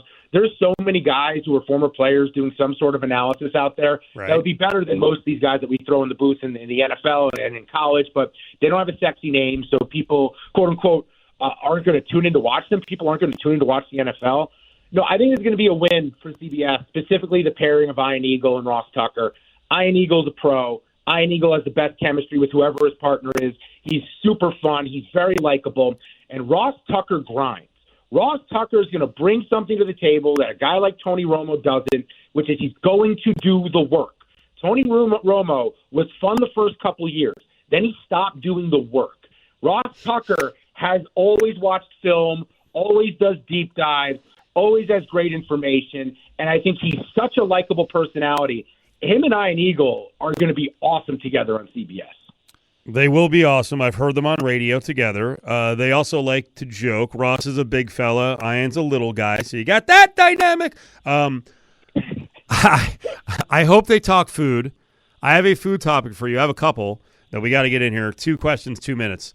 We just found out that a group of high-profile TV people, when they're in Philly this weekend, are doing a cheesesteak eating contest.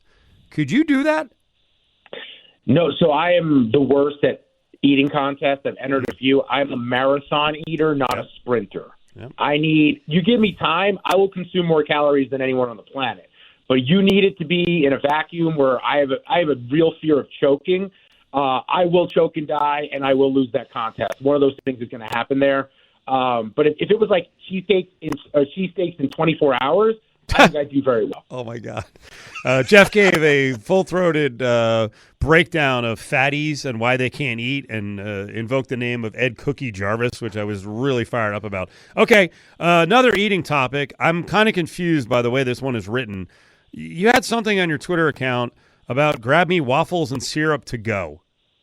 I'm confused why this is an issue because I could eat waffles and syrup in the car.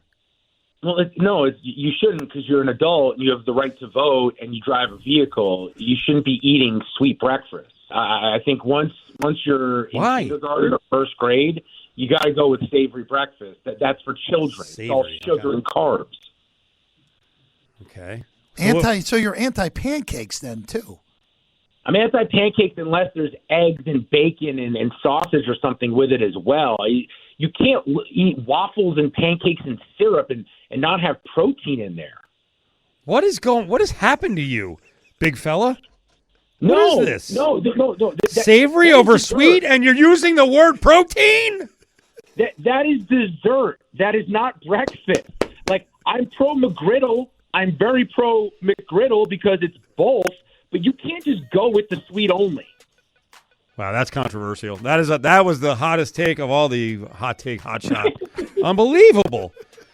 All right, Dustin. 10 seconds left. Make sure people out there know when you're on, what days and what time. We are on 8 to 11 p.m. Pacific time, Sunday through Thursday on VSiN, the Sports Betting Network. When did Dustin Swedelson become like the minister of not having fun in the morning? We need fun. Live from the Findlay Toyota Studios, it's Cofield and Company on ESPN Las Vegas.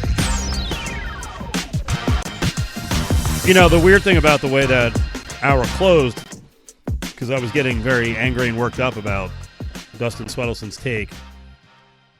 One, because it was so shocking. He's a rotund dude who likes to eat, and then he was shredding people who like waffles or pancakes and syrup in the car, and he went on this whole anti-sweet rant. Now I have to ask you this, though. Yeah. Have you ever then, in the car, I don't know why my brain has gone to French toast sticks with the little packet of syrup. Have you ever done that before, Cofield? Well, here's the strange thing about my stupid take when I started to explode on him. Most of it was because he shocked me so much that he wasn't on the side of sweets. I'm not a sweet breakfast person in general. I'm not a breakfast person anymore. Okay. I really try to kind of just eat I just load up on water and whatever other, coffee and stuff in the morning. I don't really eat until the afternoon. Okay. But I'm absolutely not going to be anti-French toast sticks if I get a hankering and a hunkering in the morning, then, here's the thing for me. In the car, I'll eat anything. I'm a magician. And I don't want to say a magician driving with my legs, but, if I need to serve the role of an octopus, I can drive. I'll just say this. First off, I don't know why my brain went to French toast sticks because I think those are gross, personally. Well, they're not good. They're not good. But they are easily. They're practical. They're practical. They're They're practical. easily edible in the car. Yeah, they're practical. Like a whole pancake. But I can see doing, to Dustin's point about, getting a couple of proteins, where I don't know where that came from, and folding it up in a pancake. Well, a pancake burrito is a real thing now. You throw your scrambled eggs, your bacon or your sausage in there, pour the syrup on top. It's pretty good. Just have to make sure the pancake is good. I learned from a master. We're going to get John Browner here, right, in a second. I learned from a master. I'm very frugal. I don't know that my father is or was, but he never had a coffee cup in his car. He used a Skippy jar. He used an old peanut butter jar and had I don't know why he did it. He actually doesn't like brewed coffee. He likes Senka. Okay. So he would just have a Skippy jar, a cleaned out Skippy jar, and I never understood. I never understood why. But I do the same thing. I just have old. They're not even Tupperware. It's just old little plastic things that used to have meat in them, and I will throw in the morning. I guess it's on the way to work. One piece of toast in there. What happened? But I would put. What happened? But I don't understand the no waffle thing because if you want to go to a brand name like an Eggo, I think the whole point of having that is that it's excellent for mobile. I'm still baffled by forget your portion of it that you have a random Tupperware that just changes on a daily basis of what's in there. Oh, I have so much. And then but they're all over the car. Hold on a second. Can we go back a second? The peanut butter thing that your dad did makes no sense. Weird. It makes no sense. He's weird. Did he at least like peanut butter? Oh, I don't think he had any problem eating the peanut butter out of the jar. It went quickly, yes. Okay. Clearly he liked it. I don't think it was hey, Steve, eat the G-damn peanut butter I need in my coffee cup. Let's bring in John Browner on this one. I'm sure this is going to be a topic that's stolen by the Sporting Tribune. John, do your parents do anything weird in terms of their eating? Anything you notice? You're like, why did they do that? Nah, man. My upbringing isn't as rosy to have such light, trivial conversations about it. I didn't really know my father. I know. And my mother. I knew that. Her ass off, so I never saw her. I knew this was going to happen. That I would lead into it, and you'd be like, "Yeah, that's a first world problem, jerk." Yeah, I feel bad. I would. I tell an people aunt or uncle maybe who was quirky. Be very happy you had parents that have quirks around the house. Well, I don't have any bad stories. They were good people. They're still good people. Yeah, so. that's what I'm saying. Be thankful. Be happy. Be happy. To have had a memory of your father having a coffee cup. Let's see. Have you ever had Philippines on the run in San Diego while you're driving around? I'm trying to make it a smooth transition. No spaghetti. No lasagna in the car. No. Okay. No large plates of food while I drive. Okay. I'm a very serious driver. I'm not the type of person who fiddles around on the road. I'm very stern when it comes to driving. I used to be a UPS driver. No. And I've seen some of the worst things ever, not accident-wise, but just people not focusing on the road going 65 miles an hour. My father was actually a postal worker before he got the hell out of that. Because I think he would have got postal. It's a wild profession if you stay in it long enough. Is there a profession that Dejanay Carrington shouldn't get into based on her behavior sometimes on the court? While I admire the fact that she doesn't like Sophie Cunningham and she basically cracked her across the face, she is a volatile figure on the floor. So I love this. Let me get this straight. And this is my issue with people in the way that they're now covering the WNBA. When men do this, right? We give Draymond Green multi-million-dollar contracts and podcast for doing what she did. Sophie Cunningham, who fouls people like that as well. Yep. She's got, deals up the wazoo now. She's got a shoe for being the enforcer on the Indiana Fever. So I would like to know what's the difference between Rick Mahorn and Dejanay Carrington, other than like 200 pounds. So do you think that's why she was tweeting out white privilege? Was she talking about the fact that Sophie is dirty, so why can't I just go dirty on her? I think there are a lot of subplots in the WNBA, and the way that the Fever are treated and approached is a subplot that most people haven't really dove into. Some of the things that have happened courtesy of the Indiana Fever, whether it be Sophie Cunningham or whether it be Caitlin Clark, it has been approached and covered in a different way than it was Alyssa Thomas, who choked Caitlin Clark because it was a choke, or Dejanay, who knocked the lights out of Sophie Cunningham, but it wasn't that hard because she still made the layup, and then she laughed about it after it happened because she's a tough cookie. Like, Sophie Cunningham is tough. She can take it. And I think a lot of times these conversations, there are a lot of people angry for these women as if they can't handle themselves. And I think this is one of those situations where, because we're not used to watching women's sports this actively and with this much energy, we are kind of getting a tad carried away with the way that we're approaching the violence in that game. Like, they still play hard. They still run fast. And because they're doing both those things at the same time, they're hitting each other very hard. And that's what it looks like. And so I think we're so new to this as a phenomenon, thanks to Caitlin Clark's great play and Asia Wilson's great play. We have more eyeballs watching the game than ever.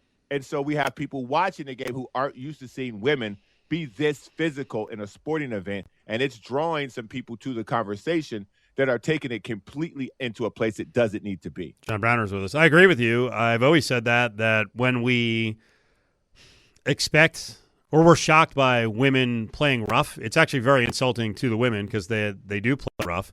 My take on, well, first on the foul, and then Dejanay Carrington coming out and saying, like, I might do it again. I'm glad you mentioned Lambier and Mahorn.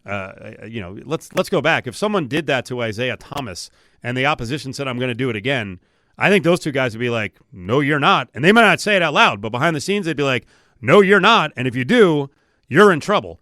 That is one thing I feel like Dejanay is kind of refreshing in the fact that she's like, yeah, I'm not apologizing for it. I wonder in women's basketball why there isn't more retaliation, like outright retaliation. I mean, there is, but you have to have the people on your roster to do so. Like, if the Chicago Sky had a player worth fighting over who got knocked down, then Dejanay would probably lay the other person down. If that happened to anybody on the Phoenix Mercury, Alyssa Thomas is going to lay somebody down. The problem is Sophie Cunningham isn't physically built to be the enforcer. And I think that's the issue.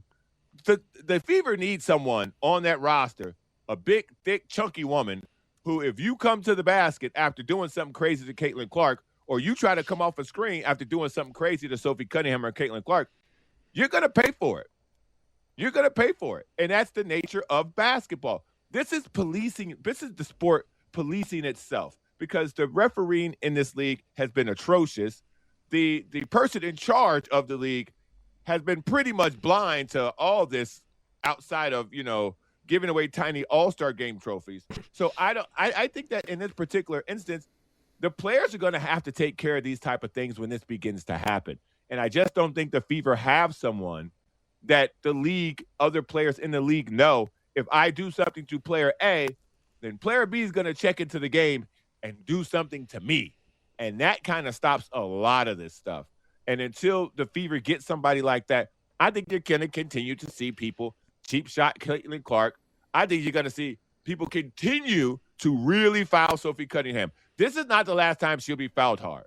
Yeah, it's whether you think that her comment about trans players, not playing or playing, however you feel, wherever you land on that, other players in the league feel some type of way about that. And she's going to be fouled hard by other people. Like, that's going to happen. So I hope people are prepared for that. But there's not enough enforcers around the league or players that have gained enough respect. Like, nobody does that to A'ja Wilson. They don't, because she's got a high level of respect from the players around the league that they just compete hard against her. But nobody's clotheslining her. Nobody's grabbing her out of the air. Nobody's going, chopping her across the head. DiJonai has fouled a lot of players hard. There's not a single highlight of her fouling A'ja Wilson like that, because there's a level of respect that some players have garnered in the league, and then there's some players who don't have that respect and they get attacked like that. John Browners with the Sporting Tribune. I'm all for the next layer of the story was DiJonai Carrington going after Emmanuel Acho, who I think called her ignorant or asinine, and DiJonai is like, no. Do your research on who I am and my education and my background. Yeah, the same show said that they'd rather have Antonio Brown over Jerry Rice. Like, you got to take these guys at this point with a grain of salt. Anybody who tells you they'd rather have Antonio Brown over Jerry Rice needs to have their microphone taken away. And that same comment happened on that show. Sam Acho is out here, starting fights. He started a fight with the Shannon Sharp show. He started a fight with the Stephen A show. This is kind of what he's doing now, because nobody watches his show until he does something of that magnitude. So the girl's Stanford educated. Also went to Baylor. She's not dumb. Now, what she said was dumb. Yeah, you probably can't go in the locker room immediately after that, regardless of how you feel. There's a level of professionalism you have to continue to have, and saying that that's white privilege is stoking a bunch of, comment sections like this has, and firing up people like Acho, who is just clickbaiting everywhere. He's, as the kids say, he's a clip farm specialist. Another hot button issue that got me going yesterday, Hall of Fame ceremony, and Adam Vinatieri gets up there and he's doing the yucks and goes after Bill Belichick, and a lot of people were insulted on behalf of Belichick. I was all on the side of Vinatieri. Where do you fall on this one? We can't make jokes anymore. Like it was all in good-natured fun. This guy had a better relationship with Bill Belichick than most people, upset at what he said about Bill Belichick. You don't see Tom Brady saying anything about this. You don't see Gronk coming out and talking crazy about this. So, when guys have played this long for somebody, they have insights and they have friendships and relationships with certain people, and they tell funnier stories because they spent more time with them. I thought what Adam Vinatieri said was funny. I thought it was part of the whole speech. And he said it's in all love. And so, people who are upset about this want to be upset about something, and that's kind of the nature of where we're at right now. Sporting Tribune today on Sunday to Thursday. Great web-based show, also on the Lotus radio station in Los Angeles. And John Browner's on with us. Of course, John does the show with the superstar media guy, Arash Markazi. I saw that Puka Nacua left practice for the Rams early today. I don't know what the situation is. I'm sure we're not going to get an update for a little bit here. But what it does shine a light on is if Puka goes down or Devontae Adams goes down, you start looking at the depth chart for the team that is overloaded with mega contracts. It's going to cost you somewhere. Their wide receiver depth ain't awesome. It's not, and Puka Nacua gets hurt every year. The Vince Glenn, former Viking great, said something to me once at a racetrack. We were laughing and talking about Cooper Kupp's numbers and how amazing it was. He said to me, before Cooper Kupp fell off the cliff, for every catch he had, he got hit.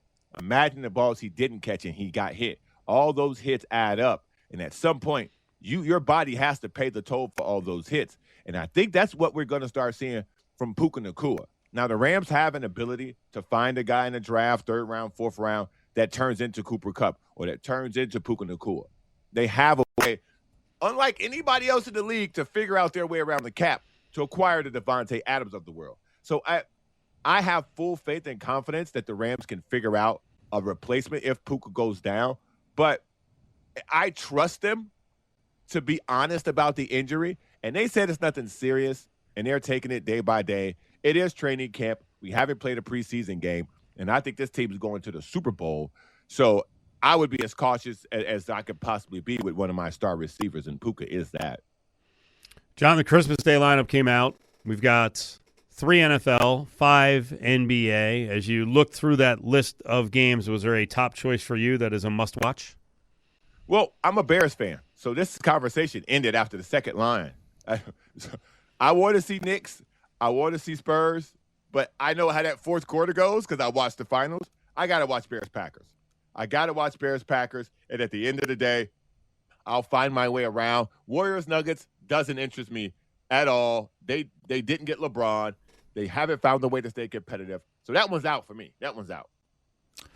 You know, John, Cofield and I were having this discussion earlier in the show, and you can tell me I'm wrong on this. The Lakers-Sixers game, which I have a feeling Cofield obviously had it in his top 2, that game doesn't interest me as much as any of the other basketball games on that list. Only Nuggets-Warriors is less interesting. I'm with you. That game doesn't interest me at all. Real chance Curry probably would be hurt by then. But I don't know.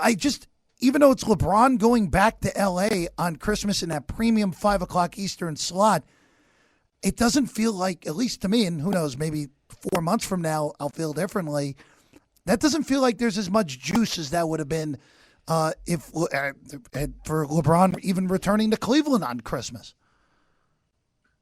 Maybe you guys can help me with this answer because LeBron doesn't feel like a Laker to me. He feels like a member of the Cavs. If we're talking about how you will remember LeBron James, you would remember he played for the Lakers. You won't remember him as a Laker. And so LeBron going back to Los Angeles, I don't think it's going to have this fanfare. Like, I want to see LeBron in the Sixers play, but am I going to have some level of revenge, or you think the Lakers are going to have the vitriol that the Cavs had for him when he went back, or the energy that the Heat had for him when he returned to Heat as a Cav? I don't think so. I don't think when he returns to the Lakers to face his son, if he's still on the roster at that point, I don't think this is going to be some father-son grudge match. I don't think that this energy between these two teams has nothing in it. It's literally LeBron the mercenary has now landed somewhere else because the Lakers the fan base never really wrapped their arms around and adopted him like they did Shaquille O'Neal, who played for another team and came over. It just didn't happen. Like, the Laker fan base have wrapped their arms around Luka, who also came from another fan base.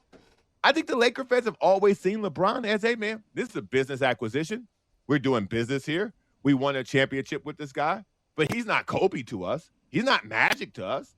He's not Kareem to us. And so LeBron going back there doesn't necessarily – I'd be more interested in Timberwolves. I think it's Timberwolves Thunder. I'm more interested in that. I want to see LaMelo Ball. I want to see how that works with Anthony Edwards. I want to see if the way the Thunder being upset like that by San Antonio, they have another bullet in the chamber or something else to go to for them to fight back and come. I want to see the Wolves because I think that's going to be a fascinating combination. Either that thing's going to be awesome or it's going to be a nuke that goes off in Minnesota. Either way, it's going to be fun to watch. John, I do want to bring up opening night real quick. I don't know if you saw this yet. So Knicks Sixers, obviously, for whatever reason, the second game of the NBA season after that ridiculous 3 p.m. Eastern tip-off in Detroit between the Pistons and the Celtics, but that's for a different time.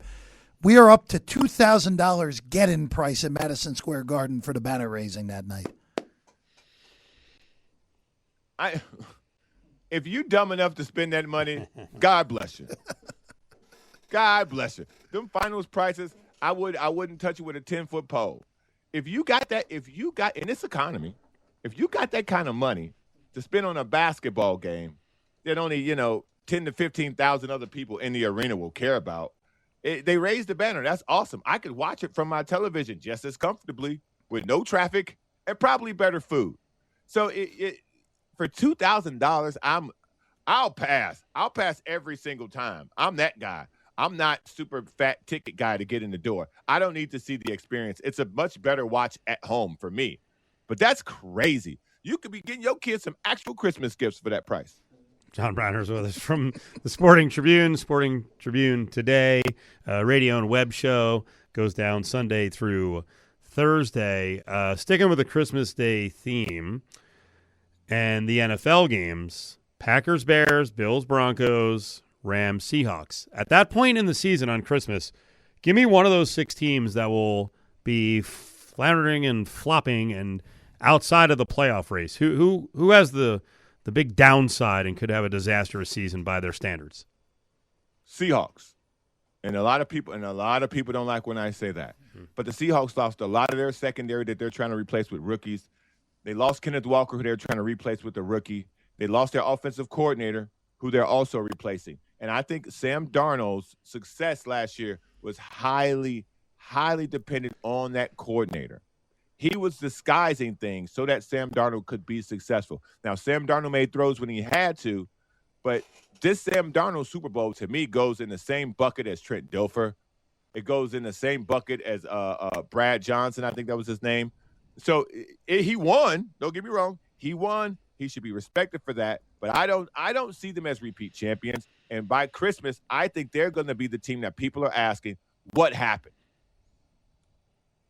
I like that. We're both smiling as now we're expected. Well, Cofield declared earlier in the show, John, that the Broncos are going to be 5-10 going into that game against the Bills. They're regressing. Come on. I mean, they won a lot of one-score games, and you usually don't repeat that the following year. But I like Bo Nix. I'm not a fan of Sean Payton the person, but Sean Payton the coach is awesome. So that's a hot take right there. That's a hot take. John, did you ever foul, going back to the beginning of the conversation, you ever foul someone like Dejanay did with a good clothesline across the face? Oh, all the time.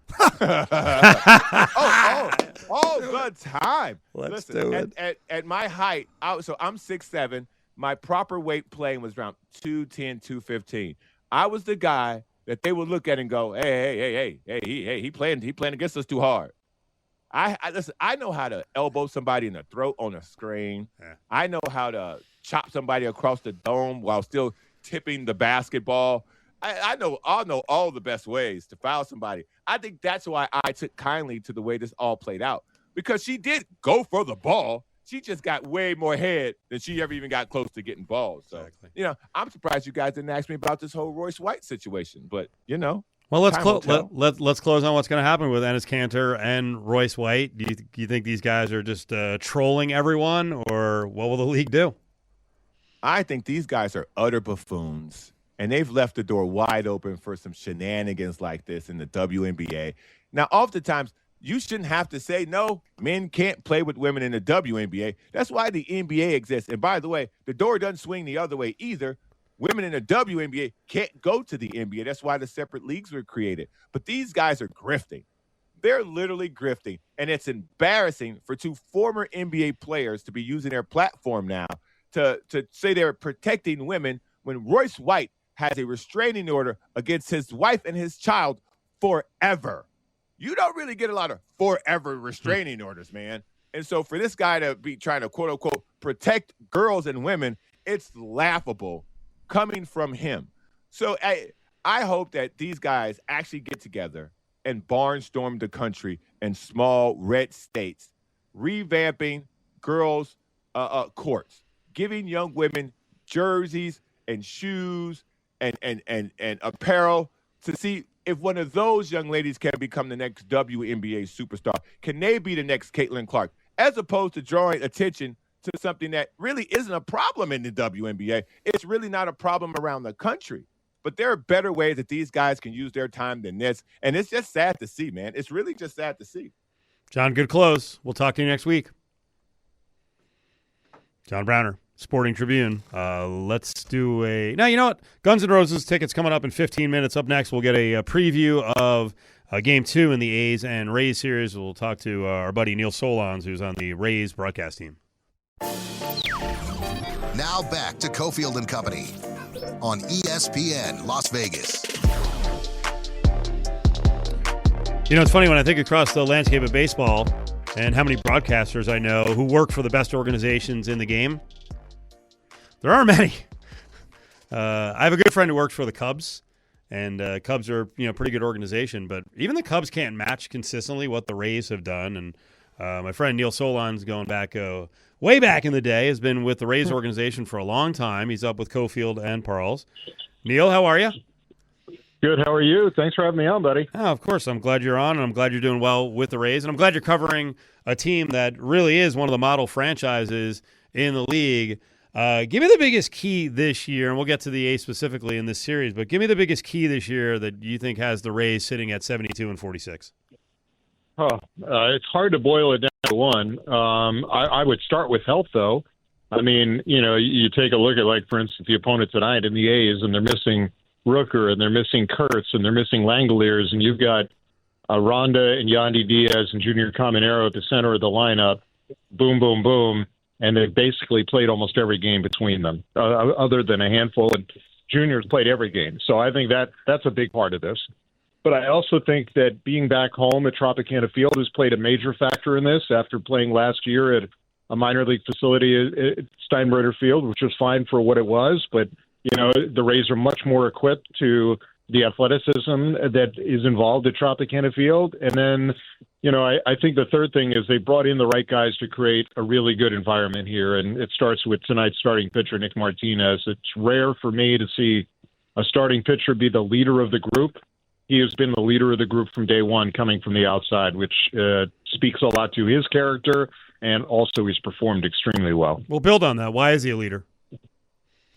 I think for a couple of reasons. I think he's comfortable in his own skin. He's 35, 36 years old now. He just turned 36 last week in his last start against the Rockies.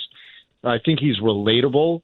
I think he has been there, done that. He's played in Japan. He's been a guy who was up and down. He was an all-star this year for the first time. So he's kind of been through all levels of life. And I kind of compare his role now and that of Cedric Mullins and Steven Matz, some veterans they all signed via free agency, to the 2008 team that was the first group for the Rays to go to the World Series when they had guys like Cliff Floyd and Eric Hinsky and Troy Percival and Dan Wheeler. They brought in some really good veteran players, and they fit. And this was what I think this group needed. They needed someone to kind of take the bull by the horn, so to speak, and be that guy.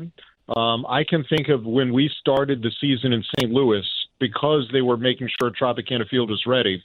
There was a 3-city road trip to begin the year. And the first day, they were supposed to have, just a casual workout and after landing.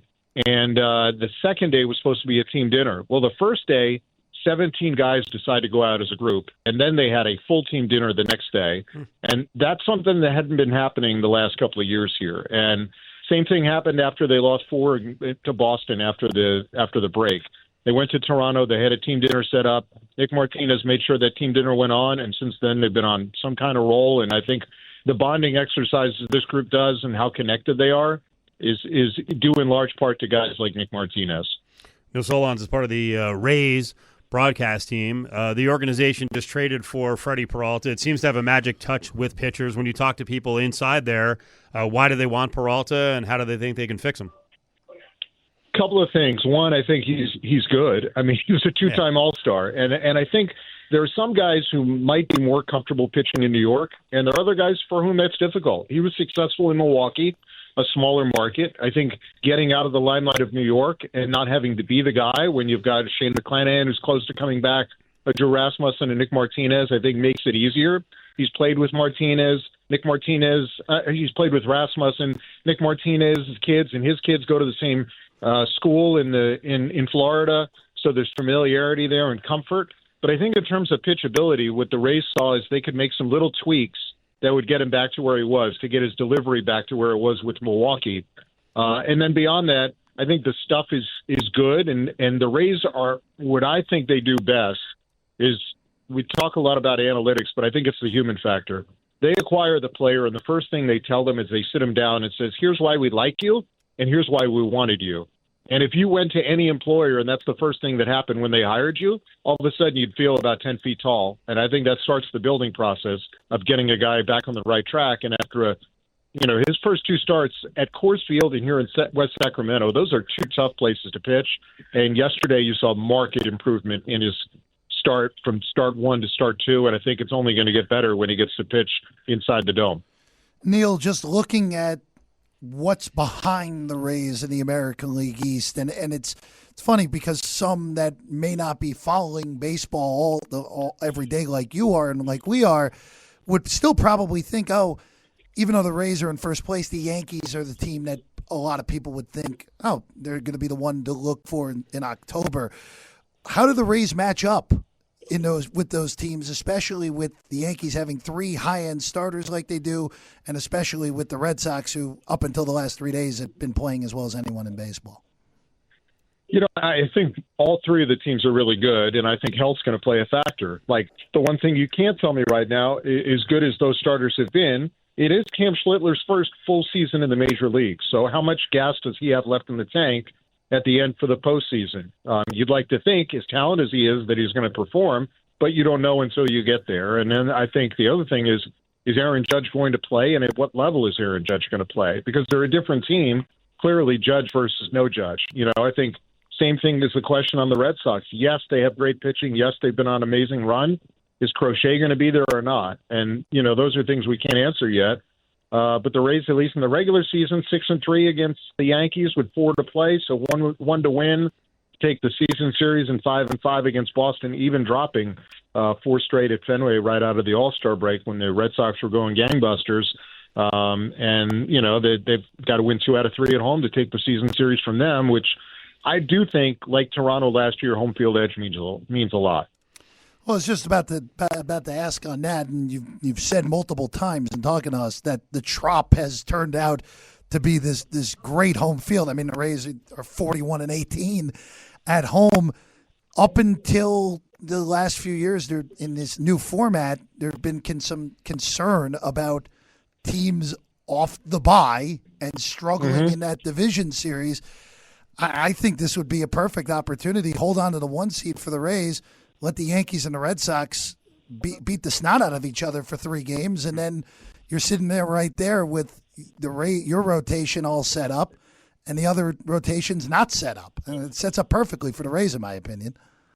Yeah, I don't know if there's any perfect when you get to the playoffs because there's a lot of random stuff that can happen. But I think it would be better for any team to be in that spot, right? I mean, I think that, when you look at getting to the postseason, especially with this group, I think Drew Rasmussen's been through 3 elbow procedures. Shane McClanahan has missed 2.5 years, and through 3 hitless innings tonight for Durham as he works his way back. Griffin Jacks has just had a short respite, but I think is going to be back and fine. And then you've got guys like Peralta and Martinez who may not have innings limits, but you're going to watch their numbers carefully. I think if you get those few extra days for those guys to rest and recover, and for the bullpen guys like a Brian Baker who's had a fantastic season, I think that is extra meaningful, especially as hard as they've worked to get in the spot that they're in right now, and hopefully these final 40 some odd games go as well as possible. They've got certainly some cushion with a 6-game lead over New York and 8 over Boston heading into tonight. No Solondz, part of the Rays broadcast team, is with us. Last couple questions here as the Rays get set to take on the A's. You can hear the game right here, starting with the A's cast on ESPN Las Vegas, 6:40 first pitch, 6 o'clock with the broadcast here. I'm glad you mentioned Baker because I wanted to go out on this one. This is not a club that generally has had closers who've gone for, in his case, he may get 40-plus saves. What's special about him? And I was looking back on just getting him from Baltimore. Nice job, Baltimore, giving Brian Baker. But what is special about Baker? Because, man, when I was watching him over the weekend in the series against the M's, I mean, he was fired up. He's 2 different people. He is the nicest guy you could possibly imagine off the field. In fact, he loves watching Ted Lasso and Shrinking and those shows, and I usually will chat with him about that and some of the shows we like to watch and stream.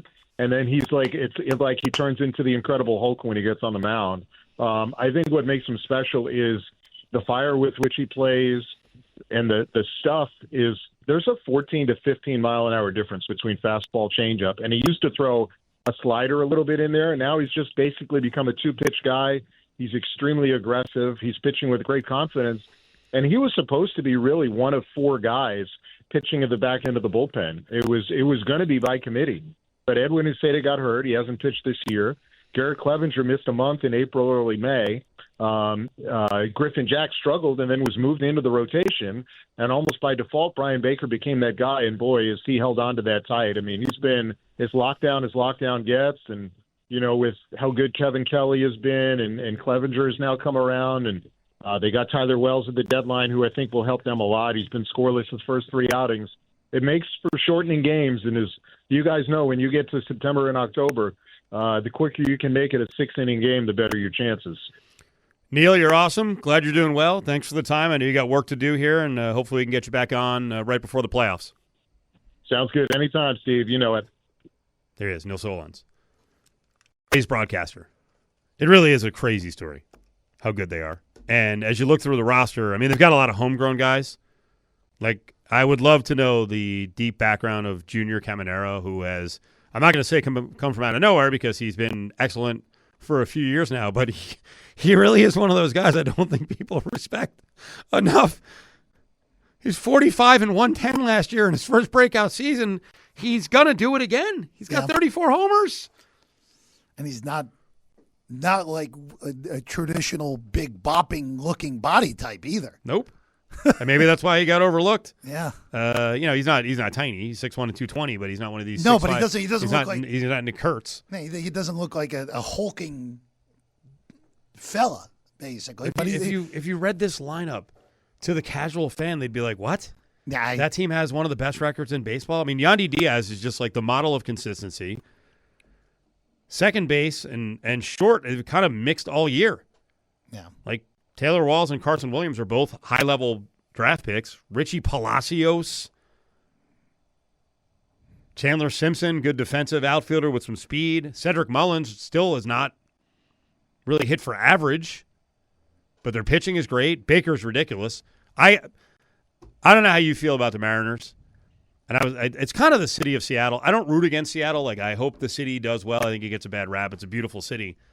But their fans irk me at times. And maybe part of it is I actually have another broadcaster friend who's around Seattle and is a big Mariners guy. I really enjoyed texting him on Saturday. I was like, hey, how about those M's? I'm starting to get into the race. Well, I will always be a Yankees fan, but I'm starting to get into kind of what the AL West is going to be moving forward when the A's are here. And Seattle's kind of annoying. Again, the city I like. Yeah, but the fans. No, I mean, look, it's kind of different because like sorry if you're a Seattle fan. The 12 thing is a little bit annoying, but that also, again, when you're as good as the Seahawks have been over the last 15 years, and the Mariners, I mean, look, up until last year, the Mariners hadn't been in the playoffs in 20 plus years. You're a little younger than me, like a lot younger, so maybe the mid '90s Mariners don't sit poorly with you. The mid-90s Mariners, I don't remember. Right. So that's kind of when they really emerged, and they had a great team. Yeah, it was Randy Johnson, and obviously Griffey was a killer, and Edgar I Martinez. I mean, look, I know for you as a Yankee. And Jay Buhner, why'd you trade him? I mean, you as Costanza yelling at George. I mean, you as a mid-90s Yankee fan, I know, like, obviously that 95 series was a crusher, the way that, especially that it ended. Yeah, I mean, the biggest Mariner memory is the team that won 116 and then got clobbered by the pretty average Yankee team that year. I enjoyed that. Yeah. I enjoyed that a lot. Yeah. But isn't there a little satisfaction with the, not to be mean, but the big dumper? I don't know. I mean, what is happening with him? Well, I mean, do we start to allege what we normally would allege? I think you have to at least have the thought, right? 200 home runs in one season and can't hit 170 the next? Yeah. And I know he's been hurt, but. I mean, 161 is ridiculous. It's ridiculous. Sorry, I'm just kind of happy about all this. Like, well, I want to see the Yankees do well. And my other thing is I'm so into the whole labor deal that if the Rays won the World Series, you're like, hey, Bobby Manfred, what are you talking about? What do you mean evil empires? Dodgers are unbeatable. And then the Rays, come on. If the Dodgers don't make the World Series and the Rays make the series and win it, with a little payroll and good personnel and great scouting. The argument of all these owners, it goes up in smoke. Well, it goes for a Milwaukee. Right now, the two best records in baseball are Tampa and Milwaukee. Little old Milwaukee. The bastions of big money, right? Gritty, gutty Brewers. So I I love it so much. Yeah. It's so great. Unlike last year where I couldn't stand that Brewer team last year. This year I think the Brewers are awesome. I know last year they ended up with the best record in the NL. I thought they were a luck box last year. This year they're good. The Rays are good too. It took me until probably about 2 weeks ago to respect the Rays this year. I thought they were, Red Sox go 31-5. They get back in the race, but not really. Yeah, they're still 8 back. Can't catch them. Still 8 back. Guns N' Roses playing here on August 22nd at the Owl, Allegiant Stadium. Guns N' Roses, Ticketmaster.com is where you can get the tickets. If you don't win these, we're giving away a pair right now. James has your hookup. Caller 7-364-1100. Cofield and Company presents Grab Bag on ESPN Las Vegas. Stick your hand in there, Dave. Jeff, interesting show today. Right? There's some good conversation today. We covered a lot of different things today. I enjoyed that. We did the hardcore baseball spot with Neil Solondz. I will mention, when we joke around and we're doing food talk and movies and TV, I do hope people recognize that when I feel like it or you guys want to do it, we do it. Like, that may have been a little too hardcore going deep divey on the Rays, but we are massive sports fans. Yeah. So don't mistake it. I also think the audience, when I talk to people, our listeners, they do connect. Why is that Wade Boggs muscle picture still on my computer? That just came up. It's on.